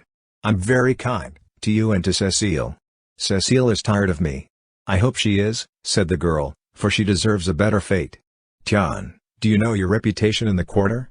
Of the inconstant, the most inconstant, utterly incorrigible and no more serious than an gnat on a summer night. Poor Cecile." Clifford looked so uncomfortable that she spoke more kindly. "I like you. You know that. Everybody does. You are a spoiled child here. Everything is permitted you and everyone makes allowance, but everyone cannot be a victim to caprice."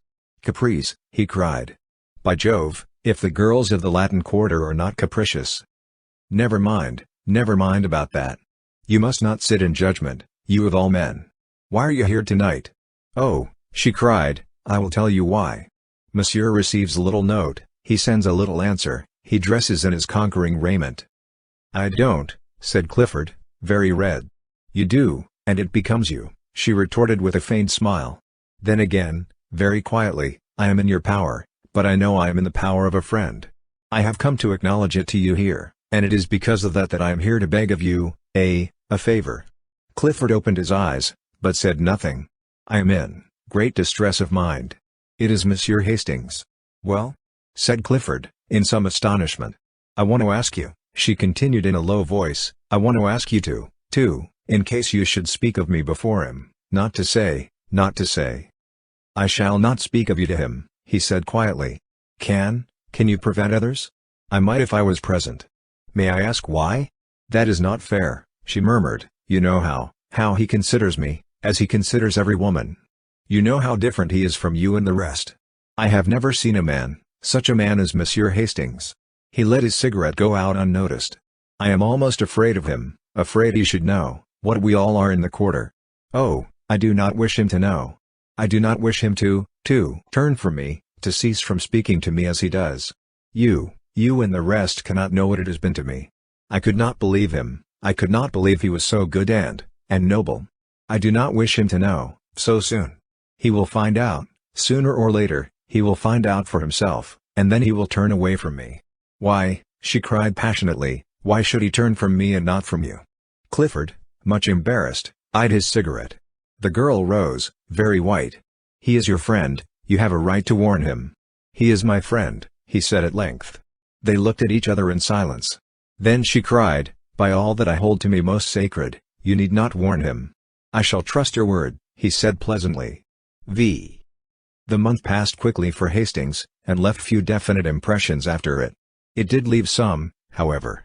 One was a painful impression of meeting Mr. Bladen on the Boulevard des Capucines in company with a very pronounced young person whose laugh dismayed him, and when at last he escaped from the café where Mr. Bladen had hauled him to join them in a bock, he felt as if the whole boulevard was looking at him, and judging him by his company. Later, an instinctive conviction regarding the young person with Mr. Bladen sent the hot blood into his cheek, and he returned to the pension in such a miserable state of mind that Miss Byng was alarmed and advised him to conquer his homesickness at once. Another impression was equally vivid. One Saturday morning, feeling lonely, his wanderings about the city brought him to the Gare Saint-Lazare. It was early for breakfast, but he entered the Hotel Terminus and took a table near the window. As he wheeled about to give his order, a man passing rapidly along the aisle collided with his head, and looking up to receive the expected apology, he was met instead by a slap on the shoulder and a hearty, "What the deuce are you doing here, old chap?" It was Roden, who seized him and told him to come along. So, mildly protesting, he was ushered into a private dining room where Clifford, rather red, jumped up from the table and welcomed him with a startled air which was softened by the unaffected glee of Roden and the extreme courtesy of Elliot. The latter presented him to three bewitching girls who welcomed him so charmingly and seconded Roden in his demand that Hastings should make one of the party, that he consented at once. While Elliot briefly outlined the projected excursion to La Roche, Hastings delightedly ate his omelette, and returned the smiles of encouragement from Cecile and Colette and Jacqueline. Meantime Clifford in a bland whisper was telling Roden what an ass he was. Poor Roden looked miserable until Elliot, divining how affairs were turning, frowned on Clifford and found a moment to let Roden know that they were all going to make the best of it. "You shut up," he observed to Clifford, "it's fate, and that settles it." "It's Roden, and that settles it," murmured Clifford, concealing a grin. For after all he was not Hastings' wet nurse. So it came about that the train which left the Gare Saint-Lazare at 9:15 a.m. stopped a moment in its career towards Havre and deposited at the red-roofed station of La Roche a merry party, armed with sunshades, trout rods, and one cane, carried by the non-combatant, Hastings. Then, when they had established their camp in a grove of sycamores which bordered the little river Epte, Clifford, the acknowledged master of all that pertained to sportsmanship, took command. "You, Roden," he said, "divide your flies with Elliot and keep an eye on him or else he'll be trying to put on a float and sinker. Prevent him by force from grubbing about for worms." Elliot protested, but was forced to smile in the general laugh. "You make me ill," he asserted. "Do you think this is my first trout?" "I shall be delighted to see your first trout," said Clifford, and dodging a fly hook, hurled with intent to hit, proceeded to sort and equip three slender rods destined to bring joy and fish to Cecile, Colette, and Jacqueline. With perfect gravity he ornamented each line with 4 split shot, a small hook, and a brilliant quill float. "I shall never touch the worms," announced Cecile with a shudder. Jacqueline and Colette hastened to sustain her, and Hastings pleasantly offered to act in the capacity of general baiter and taker off of fish.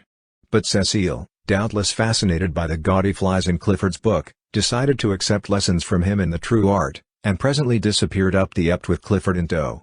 Elliot looked doubtfully at Colette.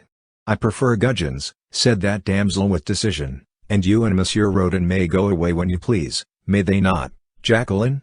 "Certainly," responded Jacqueline. Elliot, undecided, examined his rod and reel. "You've got your reel on wrong side up," observed Roden. Elliot wavered, and stole a glance at Colette.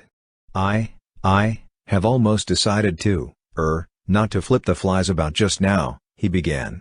"There's the pole that Cecile left." "Don't call it a pole," corrected Roden. "Rod, then," continued Elliot, and started off in the wake of the two girls, but was promptly collared by Roden. "No, you don't. Fancy a man fishing with a float and sinker when he has a fly rod in his hand. You come along." Where the placid little Ept flows down between its thickets to the Seine, a grassy bank shadows the haunt of the gudgeon, and on this bank sat Colette and Jacqueline and chattered and laughed and watched the swerving of the scarlet quills, while Hastings, his hat over his eyes, his head on a bank of moss, listened to their soft voices and gallantly unhooked the small and indignant gudgeon when a flash of a rod and a half-suppressed scream announced a catch. The sunlight filtered through the leafy thickets awaking to song the forest birds. Magpies in spotless black and white flirted past, alighting nearby with a hop and bound and twitch of the tail. Blue and white jays with rosy breasts shrieked through the trees, and a low sailing hawk wheeled among the fields of ripening wheat, putting to flight flocks of twittering hedge birds. Across the Seine a gull dropped on the water like a plume. The air was pure and still. Scarcely a leaf moved. Sounds from a distant farm came faintly, the shrill cock-crow and dull baying. Now and then a steam tug with big raking smoke pipe, bearing the name Gep 27, plowed up the river dragging its interminable train of barges, or a sailboat dropped down with the current toward sleepy Rouen. A faint fresh odor of earth and water hung in the air, and through the sunlight, orange-tipped butterflies danced above the marsh grass, soft velvety butterflies flapped through the mossy woods. Hastings was thinking of Valentine. It was 2 o'clock when Elliot strolled back, and frankly admitting that he had eluded Roden, sat down beside Colette and prepared to doze with satisfaction. "Where are your trout?" said Colette severely. "They still live," murmured Elliot, and went fast asleep. Roden returned shortly after, and casting a scornful glance at the slumbering one, displayed 3 crimson-flecked trout. "And that," smiled Hastings lazily, "that is the holy end to which the faithful plod, the slaughter of these small fish with a bit of silk and feather." Roden disdained to answer him. Colette caught another gudgeon and awoke Elliot, who protested and gazed about for the lunch baskets, as Clifford and Cecile came up demanding instant refreshment. Cecile's skirts were soaked, and her gloves torn, but she was happy, and Clifford, dragging out a 2-pound trout, stood still to receive the applause of the company. "Where the deuce did you get that?" demanded Elliot. Cecile, wet and enthusiastic, recounted the battle, and then Clifford eulogized her powers with the fly, and, in proof, produced from his creel a defunct chub, which, he observed, just missed being a trout. They were all very happy at luncheon, and Hastings was voted charming. He enjoyed it immensely, only it seemed to him at moments that flirtation went further in France than in Millbrook, Connecticut, and he thought that Cecile might be a little less enthusiastic about Clifford, that perhaps it would be quite as well if Jacqueline sat further away from Roden, and that possibly Colette could have, for a moment at least, taken her eyes from Elliot's face. Still he enjoyed it, except when his thoughts drifted to Valentine, and then he felt that he was very far away from her. La Roche is at least an hour and a half from Paris. It is also true that he felt a happiness, a quick heartbeat when, at 8 o'clock that night the train which bore them from La Roche rolled into the Gare Saint-Lazare and he was once more in the city of Valentine. "Good night," they said, pressing around him. "You must come with us next time." He promised, and watched them, 2 by 2, drift into the darkening city, and stood so long that, when again he raised his eyes, the vast boulevard was twinkling with gas jets through which the electric lights stared like moons. Fie! It was with another quick heartbeat that he awoke next morning, for his first thought was of Valentine. The sun already gilded the towers of Notre Dame, the clatter of workmen's sabot awoke sharp echoes in the street below, and across the way a blackbird in a pink almond tree was going into an ecstasy of trills. He determined to awake Clifford for a brisk walk in the country, hoping later to beguile that gentleman into the American church for his soul's sake. He found Alfred the gimlet-eyed washing the asphalt walk which led to the studio. "Monsieur Elliot?" he replied to the perfunctory inquiry, "Je ne sais pas." "And Monsieur Clifford," began Hastings, somewhat astonished. "Monsieur Clifford," said the concierge with fine irony, "will be pleased to see you," as he retired early. "In fact he has just come in." Hastings hesitated while the concierge pronounced a fine eulogy on people who never stayed out all night and then came battering at the lodge gate during hours which even a gendarme held sacred to sleep. He also discoursed eloquently upon the beauties of temperance, and took an ostentatious draught from the fountain in the court. "I do not think I will come in," said Hastings. "Pardon, monsieur," growled the concierge, Perhaps it would be well to see Monsieur Clifford. He possibly needs aid. He drives forth with hairbrushes and boots.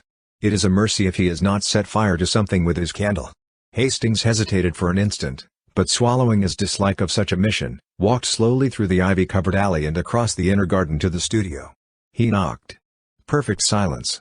Then he knocked again, and this time something struck the door from within with a crash. That, said the concierge, was a boot.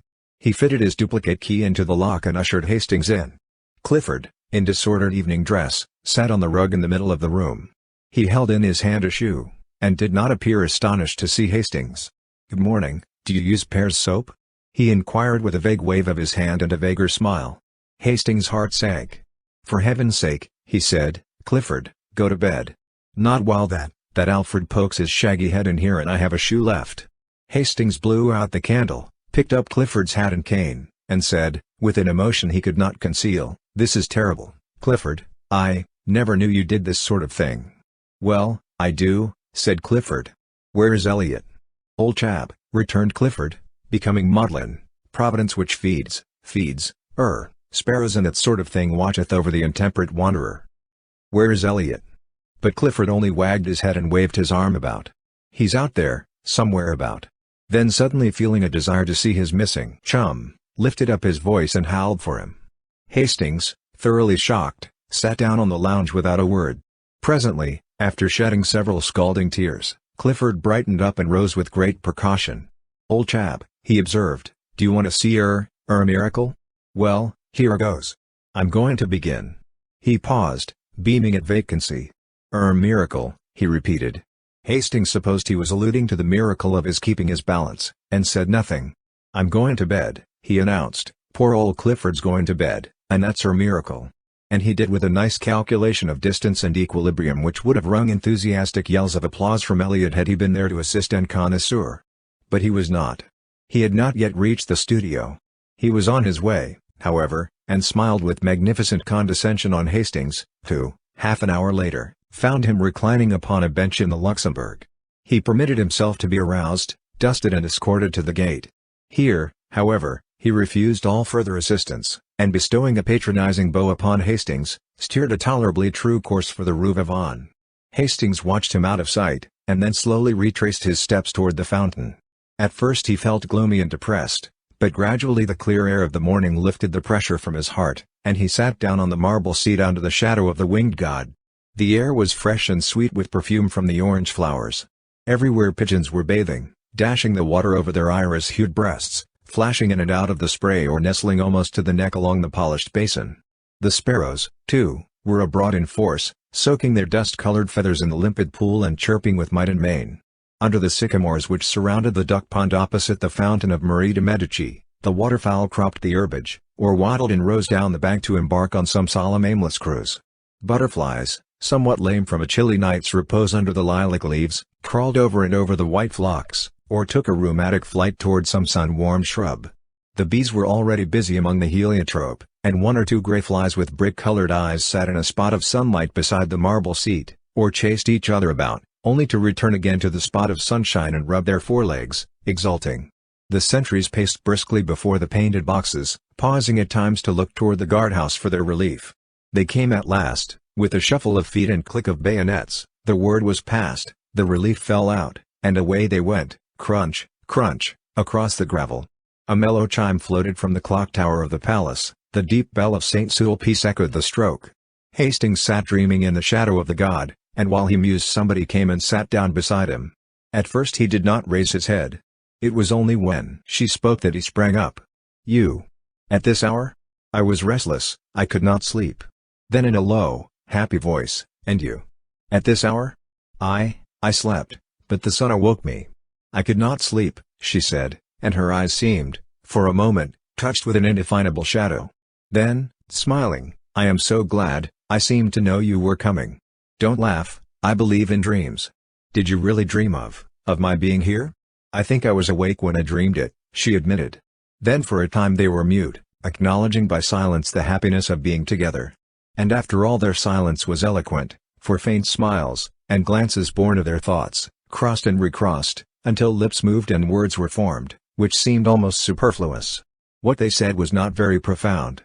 Perhaps the most valuable jewel that fell from Hastings' lips bore direct reference to breakfast. "I have not yet had my chocolate," she confessed, "but what a material man you are. Valentine," he said impulsively, I do wish that you would, just for this once, give me the whole day, just for this once." "Oh dear," she smiled, "not only material, but selfish." "Not selfish, hungry," he said, looking at her. "A cannibal too, oh dear. Will you, Valentine?" "But my chocolate." "Take it with me." "But déjeuner." "Together, at St. Cloud." "But I can't." "Together, all day long, will you, Valentine?" She was silent. "Only for this once."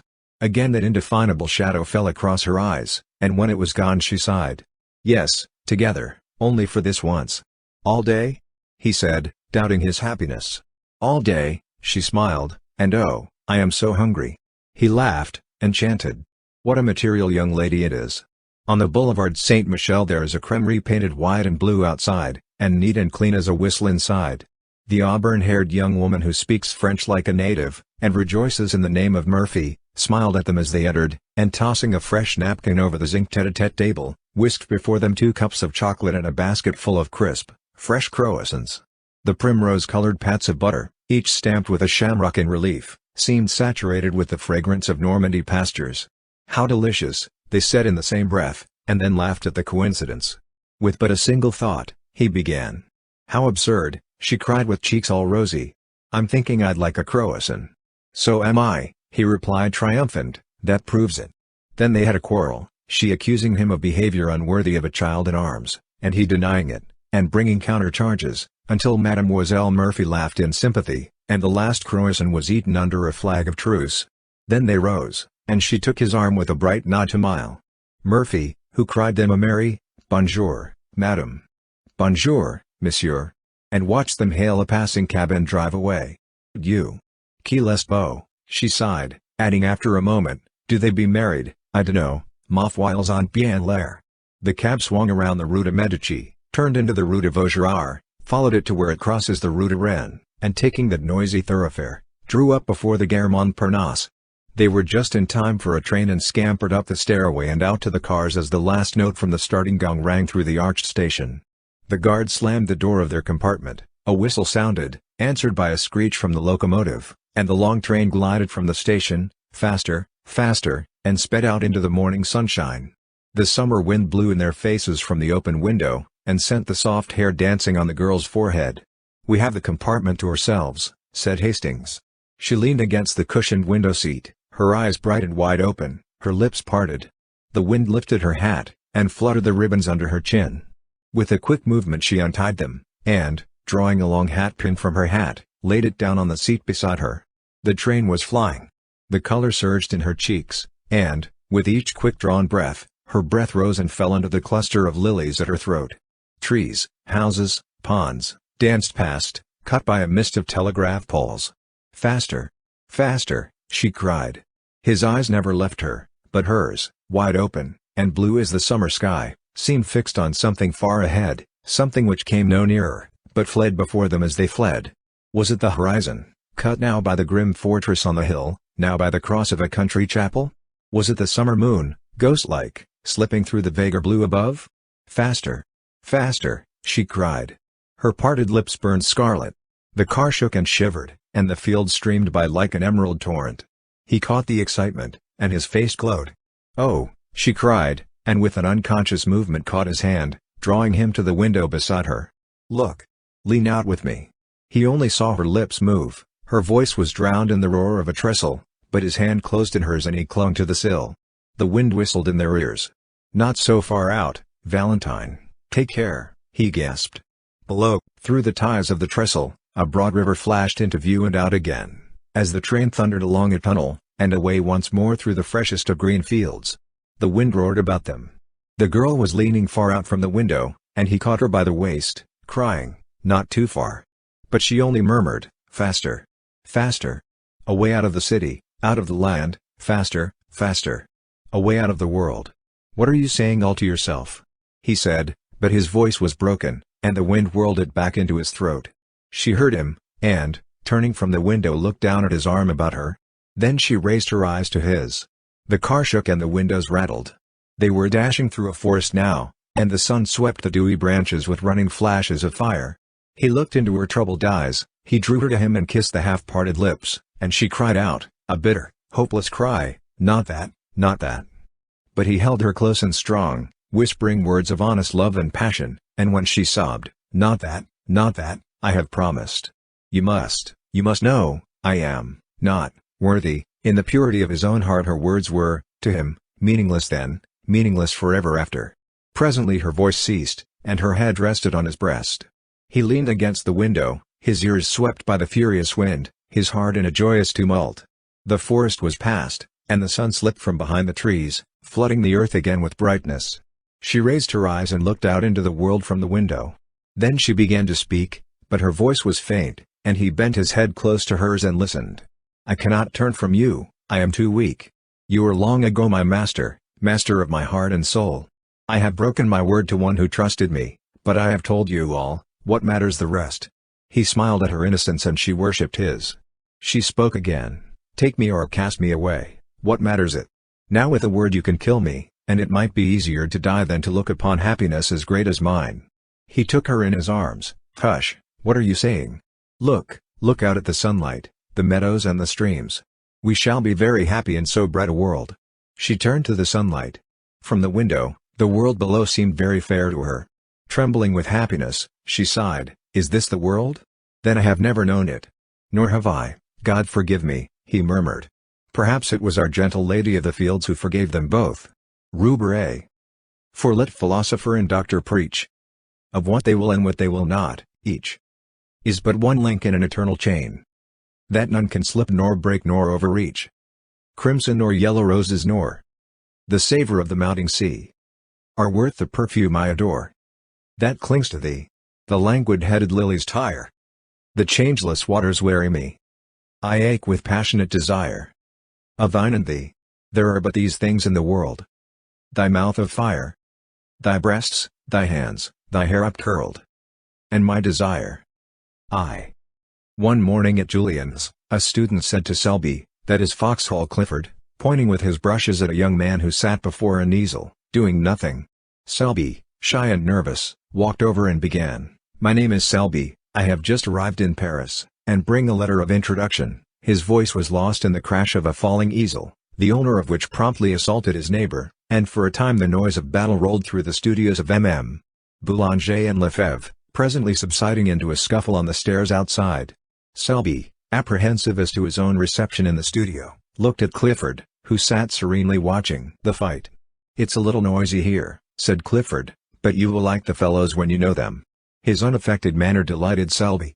Then with a simplicity that won his heart, he presented him to half a dozen students of as many nationalities. Some were cordial, all were polite. Even the majestic creature who held the position of Monsieur, unbent enough to say, my friend, when a man speaks French as well as you do, and is also a friend of Monsieur Clifford, he will have no trouble in this studio. You expect, of course, to fill the stove until the next new man comes? Of course. And you don't mind chaff? No, replied Selby, who hated it. Clifford, much amused, put on his hat, saying, you must expect lots of it at first. Selby placed his own hat on his head and followed him to the door. As they passed the model stand there was a furious cry of chapeau! Chapeau! And a student sprang from his easel menacing Selby, who reddened but looked at Clifford. Take off your hat for them, said the latter, laughing.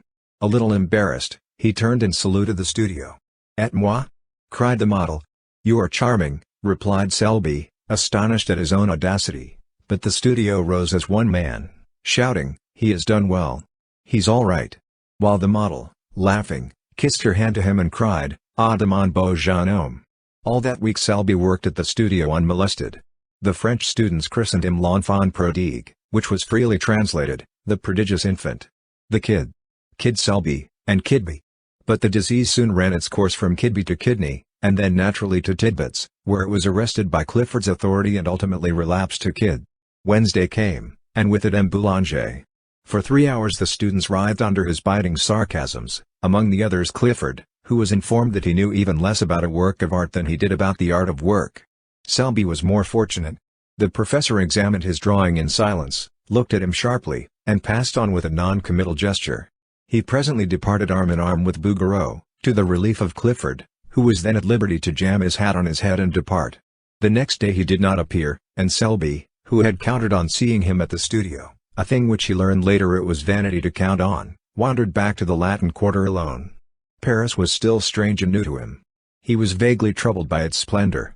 No tender memories stirred his American bosom at the Place du Châtelet, nor even by Notre Dame. The Palais de Justice with its clock and turrets and stalking sentinels in blue and vermilion, the Place Saint-Michel with its jumble of omnibuses and ugly water-spitting griffins, the hill of the Boulevard Saint-Michel, the tooting trams, the policemen dawdling 2 by 2, and the table-lined terraces of the Café Vasset were nothing to him, as yet, nor did he even know, when he stepped from the stones of the Place Saint-Michel to the asphalt of the boulevard, that he had crossed the frontier and entered the student zone, the famous Latin Quarter. A cabman hailed him as bourgeois, and urged the superiority of driving over walking. A gamin, with an appearance of great concern, requested the latest telegraphic news from London, and then, standing on his head, invited Selby to feats of strength. A pretty girl gave him a glance from a pair of violet eyes. He did not see her, but she, catching her own reflection in a window, wondered at the color burning in her cheeks. Turning to resume her course, she met Foxhall Clifford, and hurried on. Clifford, open-mouthed, followed her with his eyes, then he looked after Selby, who had turned into the Boulevard Saint-Germain toward the Rue de Seine. Then he examined himself in the shop window. The result seemed to be unsatisfactory. "I'm not a beauty," he mused, "but neither am I a hobgoblin. What does she mean by blushing at Selby? I never before saw her look at a fellow in my life, neither has anyone in the quarter. Anyway, I can swear she never looks at me, and goodness knows I have done all that respectful adoration can do." He sighed, and murmuring a prophecy concerning the salvation of his immortal soul swung into that graceful lounge which at all times characterized Clifford. With no apparent exertion, he overtook Selby at the corner, and together they crossed the sunlit boulevard and sat down under the awning of the Café du Cercle. Clifford bowed to everybody on the terrace, saying, "You shall meet them all later, but now let me present you to two of the sights of Paris, Mr. Richard Elliot and Mr. Stanley Roden." The sights looked amiable, and took vermouth. "You cut the studio today," said Elliot, suddenly turning on Clifford, who avoided his eyes. "To commune with nature?" observed Roden. "What's her name this time?" asked Elliot, and Roden answered promptly, "Name, Yvette, nationality, Breton." "Wrong," replied Clifford blandly, "it's Roubaret." The subject changed instantly, and Selby listened in surprise to names which were new to him, and eulogies on the latest Prix de Rome winner. He was delighted to hear opinions boldly expressed and points honestly debated, although the vehicle was mostly slang, both English and French. He longed for the time when he too should be plunged into the strife for fame. The bells of St. Sulpice struck the hour, and the Palace of the Luxembourg answered chime on chime. With a glance at the sun, dipping low in the golden dusk behind the Palais Bourbon, they rose, and turning to the east, crossed the Boulevard Saint-Germain and sauntered toward the École de Médecine. At the corner a girl passed them, walking hurriedly. Clifford smirked, Elliot and Roden were agitated, but they all bowed, and, without raising her eyes, she returned their salute. But Selby, who had lagged behind, fascinated by some gay shop window, looked up to meet two of the bluest eyes he had ever seen. The eyes were dropped in an instant, and the young fellow hastened to overtake the others. "By Jove," he said, "do you fellows know I have just seen the prettiest girl?" An exclamation broke from the trio, gloomy, foreboding, like the chorus in a Greek play. "Roubaret." "What?" cried Selby, bewildered. The only answer was a vague gesture from Clifford. 2 hours later, during dinner, Clifford turned to Selby and said, "You want to ask me something, I can tell by the way you fidget about." "Yes, I do," he said, innocently enough, "it's about that girl." "Who is she?" In Roden's smile there was pity, in Elliot's bitterness. "Her name," said Clifford solemnly, "is unknown to anyone, at least," he added with much conscientiousness, "as far as I can learn. Every fellow in the quarter bows to her and she returns the salute gravely, but no man has ever been known to obtain more than that. Her profession, judging from her music roll, is that of a pianist. Her residence is in a small and humble street which is kept in a perpetual process of repair by the city authorities, and from the black letters painted on the barrier which defends the street from traffic, she has taken the name by which we know her, Roubaret. Mr. Roden, in his imperfect knowledge of the French tongue, called our attention to it as Roubaret." "I didn't," said Roden hotly. "And Roubaret, or Roubaret, is today an object of adoration to every Ripon in the quarter." "We are not Ripons," corrected Elliot. "I am not," returned Clifford, "and I beg to call to your attention, Selby, that these two gentlemen have at various and apparently unfortunate moments, offered to lay down life and limb at the feet of Roubaret. The lady possesses a chilling smile which she uses on such occasions and," here he became gloomily impressive, "I have been forced to believe that neither the scholarly grace of my friend Eliot nor the buxom beauty of my friend Roden have touched that heart of ice." Eliot and Roden, boiling with indignation, cried out, "And you?" "I," said Clifford blandly, "do fear to tread where you rush in." 2. 24 hours later Selby had completely forgotten Roubaret. During the week he worked with might and main at the studio, and Saturday night found him so tired that he went to bed before dinner and had a nightmare about a river of yellow ochre in which he was drowning. Sunday morning, apropos of nothing at all, he thought of Roubaret, and 10 seconds afterwards he saw her. It was at the flower market on the Marble Bridge. She was examining a pot of pansies. The gardener had evidently thrown heart and soul into the transaction, but Roubaret shook her head. It is a question whether Selby would have stopped then and there to inspect a cabbage rose had not Clifford unwound for him the yarn of the previous Tuesday. It is possible that his curiosity was piqued, for with the exception of a hen turkey, a boy of 19 is the most openly curious biped alive. From 20 until death he tries to conceal it. But, to be fair to Selby, it is also true that the market was attractive. Under a cloudless sky the flowers were packed and heaped along the marble bridge to the parapet. The air was soft, the sun spun a shadowy lacework among the palms and glowed in the hearts of 1,000 roses. Spring had come, was in full tide. The watering carts and sprinklers spread freshness over the boulevard, the sparrows had become vulgarly obtrusive, and the credulous Seine angler anxiously followed his gaudy quill floating among the soapsuds of the lavoirs. The white spiked chestnuts clad in tender green vibrated with the hum of bees. Shoddy butterflies flaunted their winter rags among the heliotrope. There was a smell of fresh earth in the air, an echo of the woodland brook in the ripple of the Seine, and swallows soared and skimmed among the anchored river craft. Somewhere in a window a caged bird was singing its heart out to the sky. Selby looked at the cabbage rose and then at the sky. Something in the song of the caged bird may have moved him, or perhaps it was that dangerous sweetness in the air of May. At first he was hardly conscious that he had stopped, then he was scarcely conscious why he had stopped, then he thought he would move on, then he thought he wouldn't, then he looked at Roubaret. The gardener said, "Mademoiselle, this is undoubtedly a fine pot of pansies." Roubaret shook her head. The gardener smiled. She evidently did not want the pansies. She had bought many pots of pansies there, 2 or 3 every spring, and never argued. What did she want then? The pansies were evidently a feeler toward a more important transaction. The gardener rubbed his hands and gazed about him. "These tulips are magnificent," he observed, "and these hyacinths." He fell into a trance at the mere sight of the scented thickets. "That," murmured Rue, pointing to a splendid rose bush with her furled parasol, but in spite of her voice trembled a little. Selby noticed it, more shame to him that he was listening, and the gardener noticed it, and, burying his nose in the roses, scented a bargain. Still, to do him justice, he did not add a centime to the honest value of the plant, for after all, Rue was probably poor, and anyone could see she was charming. 50 francs, mademoiselle." The gardener's tone was grave. Rue felt that argument would be wasted. They both stood silent for a moment. The gardener did not eulogize his prize, the rose tree was gorgeous and anyone could see it. "I will take the pansies," said the girl, and drew 2 francs from a worn purse. Then she looked up. A teardrop stood in the way refracting the light like a diamond, but as it rolled into a little corner by her nose a vision of Selby replaced it, and when a brush of the handkerchief had cleared the startled blue eyes, Selby himself appeared, very much embarrassed. He instantly looked up into the sky, apparently devoured with a thirst for astronomical research, and as he continued his investigations for fully 5 minutes, the gardener looked up too, and so did a policeman. Then Selby looked at the tips of his boots, the gardener looked at him and the policeman slouched on. Roubaret had been gone some time. "What," said the gardener, "may I offer monsieur?" Selby never knew why, but he suddenly began to buy flowers. The gardener was electrified. Never before had he sold so many flowers, never at such satisfying prices, and never with such absolute unanimity of opinion with a customer. But he missed the bargaining, the arguing, the calling of heaven to witness. The transaction lacked spice. "These tulips are magnificent." "There are," cried Selby warmly. "But alas, they are dear." "I will take them." "Jew," murmured the gardener in a perspiration, "he's madder than most Englishmen. This cactus." is gorgeous. Alas! Send it with the rest." The gardener braced himself against the river wall.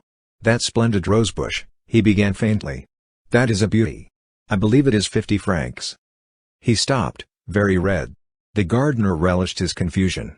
Then a sudden cool self-possession took the place of his momentary confusion, and he held the gardener with his eye, and bullied him. "I'll take that bush. Why did not the young lady buy it? Mademoiselle is not wealthy." "How do you know?" "Dame, I sell her many pansies. Pansies are not expensive." "Those are the pansies she bought?" "These, monsieur, the blue and gold." "Then you intend to send them to her?" "At midday after the market. Take this rosebush with them," and here he glared at the gardener. "Don't you dare say from whom they came."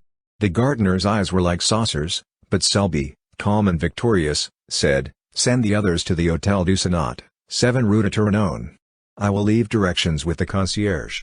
Then he buttoned his glove with much dignity and stalked off, but when well around the corner and hidden from the gardener's view, the conviction that he was an idiot came home to him in a furious blush. 10 minutes later he sat in his room in the Hôtel du Sénat repeating with an imbecile smile, "What an ass I am, what an ass." An hour later found him in the same chair, in the same position, his hat and gloves still on, his stick in his hand, but he was silent, apparently lost in contemplation of his boot toes, and his smile was less imbecile and even a bit retrospective. 3. About 5 o'clock that afternoon, the little sad-eyed woman who fills the position of concierge at the Hôtel du Sénat held up her hands in amazement to see a wagonload of flower-bearing shrubs draw up before the doorway. She called Joseph, the intemperate garçon, who, while calculating the value of the flowers in petits verres, gloomily disclaimed any knowledge as to their destination. "Voyons," said the little concierge, "cherchons la femme." "You?" he suggested. The little woman stood a moment pensive and then sighed. Joseph caressed his nose, a nose which for gaudiness could vie with any floral display. Then the gardener came in, hat in hand, and a few minutes later Selby stood in the middle of his room, his coat off, his shirt sleeves rolled up. The chamber originally contained, besides the furniture, about 2 square feet of walking room, and now this was occupied by a cactus. The bed groaned under crates of pansies, lilies and heliotrope, the lounge was covered with hyacinths and tulips, and the washstand supported a species of young tree warranted to bear flowers at some time or other. Clifford came in a little later, fell over a box of sweet peas, swore a little, apologized, and then, as the full splendor of the floral fete burst upon him, sat down in astonishment upon a geranium. The geranium was a wreck, but Selby said, "Don't mind," and glared at the cactus. "Are you going to give a ball?" demanded Clifford. "No, I'm very fond of flowers," said Selby, but the statement lacked enthusiasm. "I should imagine so." Then, after a silence, "That's a fine cactus." Selby contemplated the cactus, touched it with the air of a connoisseur, and pricked his thumb. Clifford poked a pansy with his stick. Then Joseph came in with the bill, announcing the sum total in a loud voice, partly to impress Clifford, partly to intimidate Selby into disgorging a pourboire which he would share, if he chose, with the gardener. Clifford tried to pretend that he had not heard, while Selby paid bill and tribute without a murmur. Then he lounged back into the room with an attempted indifference which failed entirely when he tore his trousers on the cactus. Clifford made some commonplace remark, lighted a cigarette and looked out of the window to give Selby a chance. Selby tried to take it, but getting as far as, "Yes, spring is here at last, froze solid." He looked at the back of Clifford's head. It expressed volumes. Those little perked-up ears seemed tingling with suppressed glee. He made a desperate effort to master the situation, and jumped up to reach for some Russian cigarettes as an incentive to conversation, but was foiled by the cactus, to whom again he fell a prey. The last straw was added. Damn the cactus! This observation was wrung from Selby against his will, against his own instinct of self-preservation, but the thorns on the cactus were long and sharp, and at their repeated prick his pent-up wrath escaped. It was too late now, it was done, and Clifford had wheeled around. "See here, Selby, why the deuce did you buy those flowers?" "I'm fond of them," said Selby. "What are you going to do with them?" "You can't sleep here." "I could, if you'd help me take the pansies off the bed." "Where can you put them?" "Couldn't I give them to the concierge?" As soon as he said it he regretted it. What in heaven's name would Clifford think of him? He had heard the amount of the bill. Would he believe that he had invested in these luxuries as a timid declaration to his concierge? And would the Latin Quarter comment upon it in their own brutal fashion? He dreaded ridicule and he knew Clifford's reputation. Then somebody knocked. Selby looked at Clifford with a hunted expression which touched that young man's heart. It was a confession and at the same time a supplication. Clifford jumped up, threaded his way through the floral labyrinth, and putting an eye to the crack of the door, said, "Who the devil is it?" This graceful style of reception is indigenous to the quarter. "It's Elliot," he said, looking back, "and Roden too, and their bulldogs." Then he addressed them through the crack. "Sit down on the stairs, Selby and I are coming out directly. Discretion is a virtue. The Latin Quarter possesses few, and discretion seldom figures on the list." They sat down and began to whistle. Presently Roden called out, "I smell flowers." They feast within. "You ought to know Selby better than that," growled Clifford behind the door, while the other hurriedly exchanged his torn trousers for others. "We know Selby," said Elliot with emphasis. "Yes," said Roden, "he gives receptions with floral decorations and invites Clifford, while we sit on the stairs." "Yes, while the youth and beauty of the quarter revel," suggested Roden. Then, with sudden misgiving, "Is Odette there?" "See here," demanded Elliot, "is Colette there?" Then he raised his voice in a plaintive howl, "Are you there, Colette, while I'm kicking my heels on these tiles?" "Clifford is capable of anything," said Roden, "his nature is soured since Ruberay sat on him." Elliot raised his voice, "I say, you fellows, we saw some flowers carried into Ruberay's house at noon." "Posies and roses," specified Roden. "Probably for her," added Elliot, caressing his bulldog. Clifford turned with sudden suspicion upon Selby. The latter hummed a tune, selected a pair of gloves and, choosing a dozen cigarettes, placed them in a case. Then walking over to the cactus, he deliberately detached a blossom, drew it through his buttonhole, and picking up hat and stick, smiled upon Clifford, at which the latter was mightily troubled. 4. Monday morning at Julian's, students fought for places. Students with prior claims drove away others who had been anxiously squatting on coveted taborets since the door was opened in hopes of appropriating them at roll call. Students squabbled over palettes, brushes, portfolios, or rent the air with demands for chichery and bread. The former, a dirty ex-model, who had in Palmyre days posed as Judas, now dispensed stale bread at 1 sou and made enough to keep himself and cigarettes. Monsieur Julien walked in, smiled a fatherly smile and walked out. His disappearance was followed by the apparition of the clerk, a foxy creature who flitted through the battling hordes in search of prey. 3 men who had not paid dues were caught and summoned. A 4th was scented, followed, outflanked, his retreat towards the door cut off, and finally captured behind the stove. About that time, the revolution assuming an acute form, howls rose for Jules. Jules came, umpired 2 fights with a sad resignation in his big brown eyes, shook hands with everybody and melted away in the throng, leaving an atmosphere of peace and goodwill. The lions sat down with the lambs, the massiers marked the best places for themselves and friends, and, mounting the model stands, opened their roll calls. The word was passed, "They begin with C this week." They did. Clisson. Clisson jumped like a flash and marked his name on the floor in chalk before a front seat. Karen. Karen galloped away to secure his place. Bang. Went an easel. Nom de Dieu. In French, "Where in H.L. are you goin'?" In English. Crash. A paintbox fell with brushes and all on board. Duda, spat. A blow, a short rush, a clinch and scuffle, and the voice of the massier, stern and reproachful. Cochon. Then the roll call was resumed. Clifford. The massier paused and looked up, one finger between the leaves of the ledger. Clifford. Clifford was not there. He was about 3 miles away in a direct line and every instant increased the distance. Not that he was walking fast, on the contrary, he was strolling with that leisurely gait peculiar to himself. Elliot was beside him and 2 bulldogs covered the rear. Elliot was reading the Gil Blas, from which he seemed to extract amusement, but deeming boisterous mirth unsuitable to Clifford's state of mind, subdued his amusement to a series of discreet smiles. The latter, moodily aware of this, said nothing, but leading the way into the Luxembourg Gardens installed himself upon a bench by the northern terrace and surveyed the landscape with disfavor.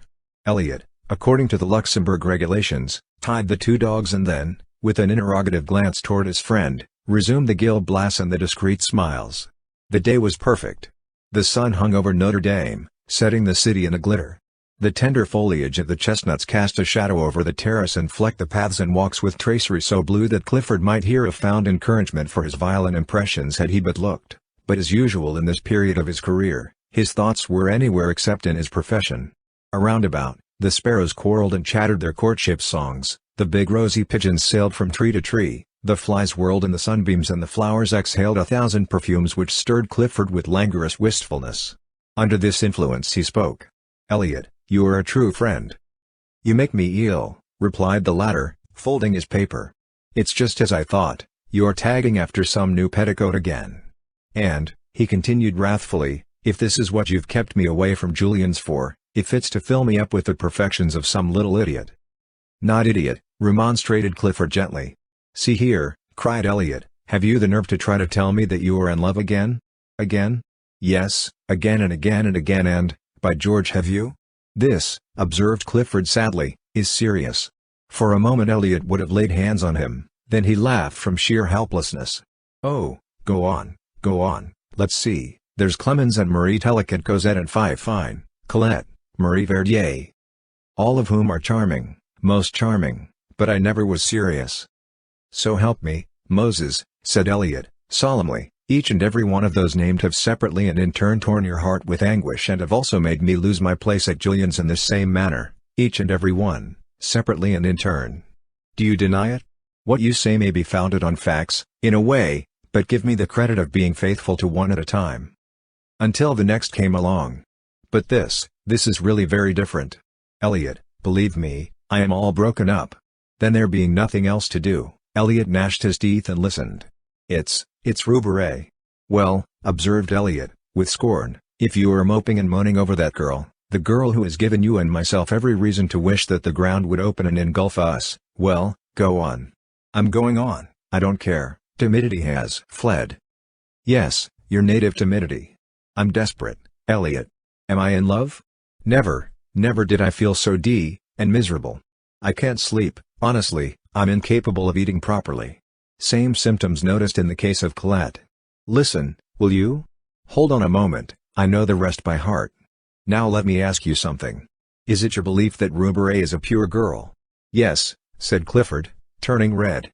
"Do you love her, not as you dangle and tiptoe after every pretty inanity, I mean, do you honestly love her?" "Yes," said the other doggedly, "I would." "Hold on a moment, would you marry her?" Clifford turned scarlet. "Yes," he muttered. "Pleasant news for your family," growled Elliot in suppressed fury. "Dear father, I have just married a charming grisette whom I'm sure you'll welcome with open arms, in company with her mother, a most estimable and cleanly washed lady. Good heavens! This seems to have gone a little further than the rest. Thank your stars, young man, that my head is level enough for us both. Still, in this case, I have no fear. Roubaret sat on your aspirations in a manner unmistakably final." "Roubaret," began Clifford, drawing himself up, but he suddenly ceased, for there where the dappled sunlight glowed in spots of gold, along the sun-flecked path, tripped Roubaret. Her gown was spotless, and her big straw hat, tipped a little from the white forehead, threw a shadow across her eyes. Elliot stood up and bowed. Clifford removed his head covering with an air so plaintive, so appealing, so utterly humble that Roubaret smiled. The smile was delicious, and when Clifford, incapable of sustaining himself on his legs from sheer astonishment, toppled slightly, she smiled again in spite of herself. A few moments later she took a chair on the terrace and, drawing a book from her music roll, turned the pages, found the place, and then placing it open downwards in her lap, sighed a little, smiled a little, and looked out over the city. She had entirely forgotten Foxhall Clifford. After a while she took up her book again, but instead of reading began to adjust a rose in her corsage. The rose was big and red. It glowed like fire there over her heart, and like fire it warmed her heart, now fluttering under the silken petals. Roubaret sighed again. She was very happy. The sky was so blue, the air so soft and perfumed, the sunshine so caressing, and her heart sang within her, sang to the rose in her breast. This is what it sang: "Out of the throng of passers-by, out of the world of yesterday, out of the millions passing, one has turned aside to me." So her heart sang under his rose on her breast. Then two big mouse-colored pigeons came whistling by and alighted on the terrace, where they bowed and strutted and bobbed and turned until Roubaret laughed in delight, and looking up beheld Clifford before her. His hat was in his hand and his face was wreathed in a series of appealing smiles which would have touched the heart of a Bengal tiger. For an instant Roubaret frowned, then she looked curiously at Clifford, then when she saw the resemblance between his bows and the bobbing pigeons, in spite of herself, her lips parted in the most bewitching laugh. Was this Roubaret? So changed that she did not know herself, but oh! That song in her heart which drowned all else, which trembled on her lips, struggling for utterance, which rippled forth in a laugh at nothing, at a strutting pigeon, and Mr. Clifford. "And you think, because I return the salute of the students in the quarter, that you may be received in particular as a friend? I do not know you, monsieur, but vanity is man's other name. Be content, Monsieur Vanity, I shall be punctilious, oh, most punctilious in returning your salute. But I beg, I implore you to let me render you that homage which has so long." "Oh dear, I don't care for homage. Let me only be permitted to speak to you now and then, occasionally, very occasionally. And if you, why not another?" "Not at all, I will be discretion itself." "Discretion, why?" Her eyes were very clear, and Clifford winced for a moment, but only for a moment. Then the devil of recklessness seizing him, he sat down and offered himself, soul and body, goods and chattels. And all the time he knew he was a fool and that infatuation is not love, and that each word he uttered bound him in honor from which there was no escape. And all the time Elliot was scowling down on the Fountain Plaza and savagely checking both bulldogs from their desire to rush to Clifford's rescue, for even they felt there was something wrong, as Elliot stormed within himself and growled maledictions. When Clifford finished, he finished in a glow of excitement, but Roubaret's response was long in coming and his ardor cooled while the situation slowly assumed its just proportions. Then regret began to creep in, but he put that aside and broke out again in protestations. At the first word Roubaret checked him. "I thank you," she said, speaking very gravely. "No man has ever before offered me marriage." She turned and looked out over the city. After a while she spoke again. "You offer me a great deal. I am alone, I have nothing, I am nothing." She turned again and looked at Paris, brilliant, fair, in the sunshine of a perfect day. He followed her eyes. "Oh," she murmured, "it is hard, hard to work always alone with never a friend you can have in honor, and the love that is offered means the streets, the boulevard, when passion is dead. I know it, we others who have nothing, have no one, and who give ourselves, unquestioning, when we love, yes, unquestioning, heart and soul, knowing the end." She touched the rose at her breast. For a moment she seemed to forget him, then quietly, "I thank you, I am very grateful."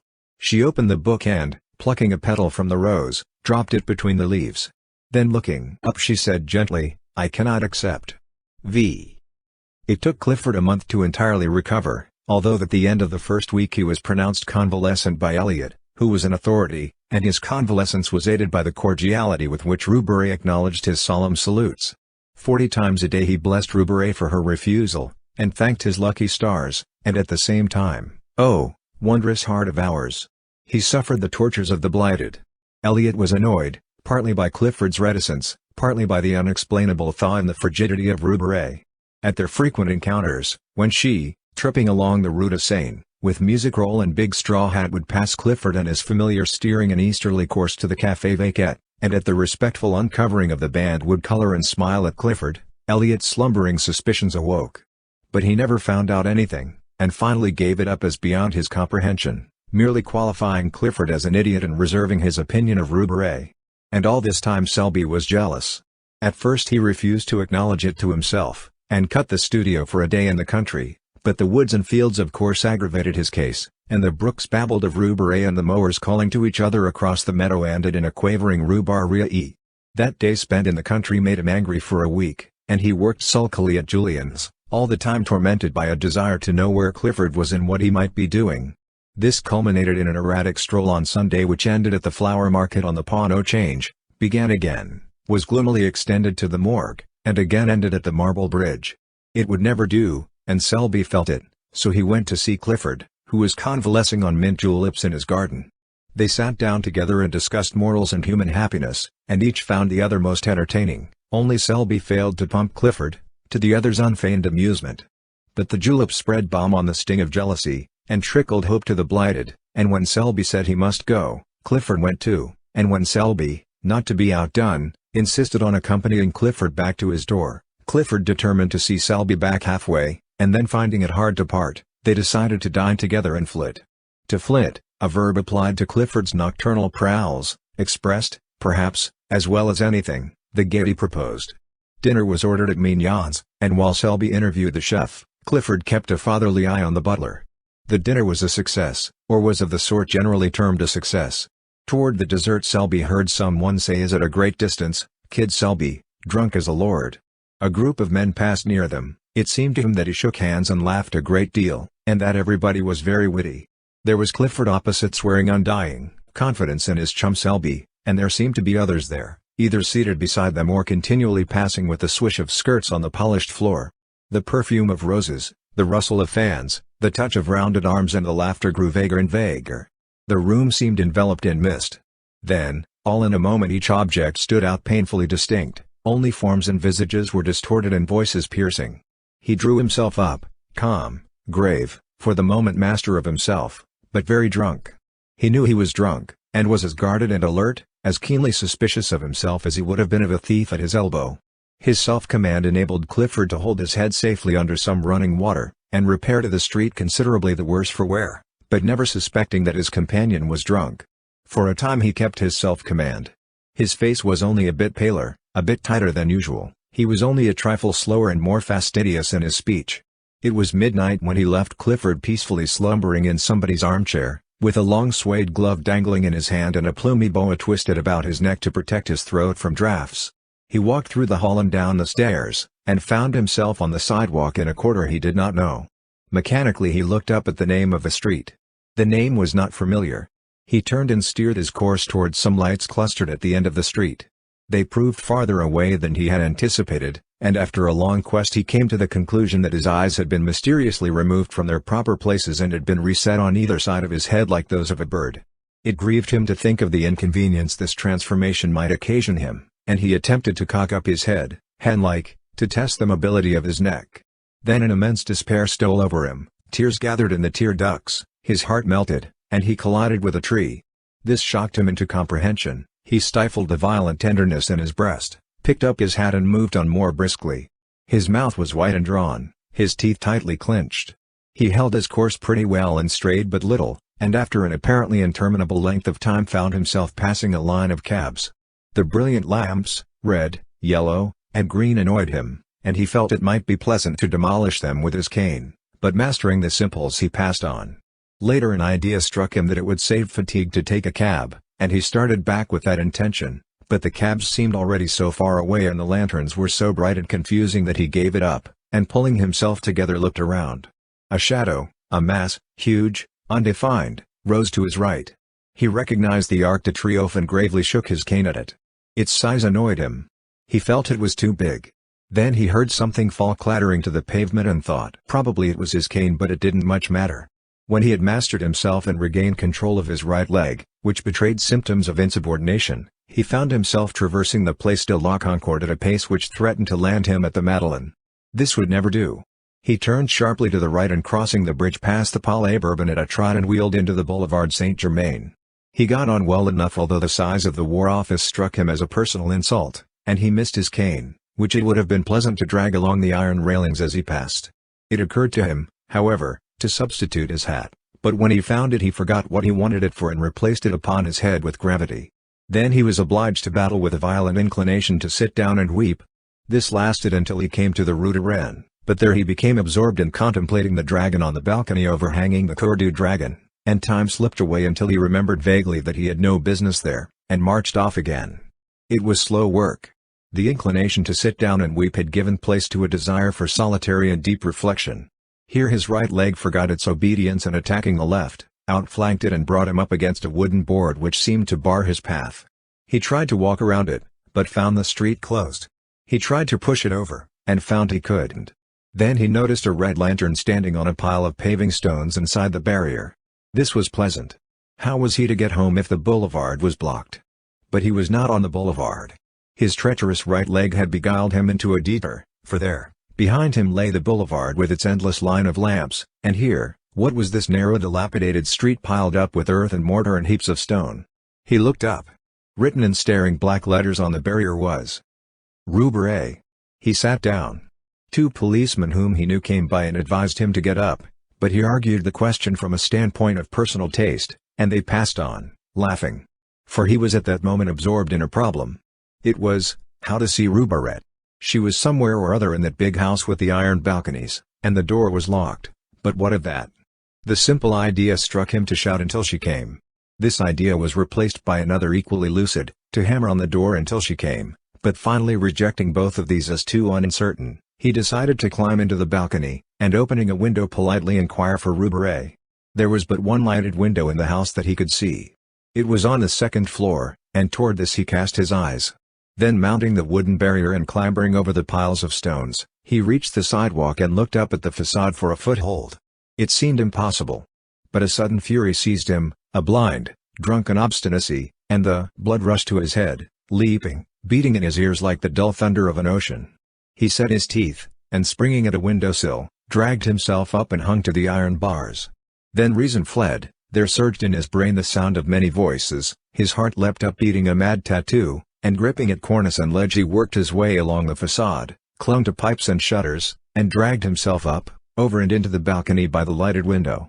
His hat fell off and rolled against the pane. For a moment he leaned breathless against the railing, then the window was slowly opened from within. They stared at each other for some time.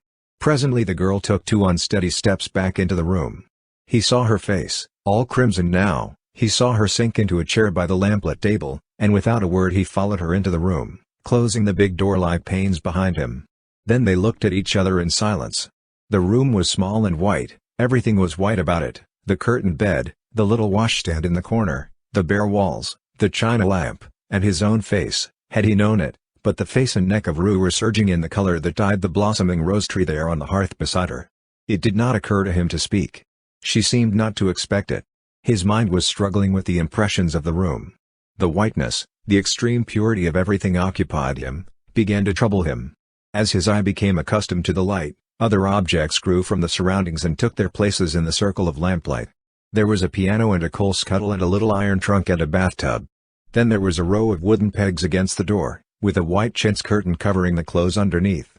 On the bed lay an umbrella and a big straw hat, and on the table, a music roll unfurled, an inkstand, and sheets of ruled paper. Behind him stood a wardrobe faced with a mirror, but somehow he did not care to see his own face just then.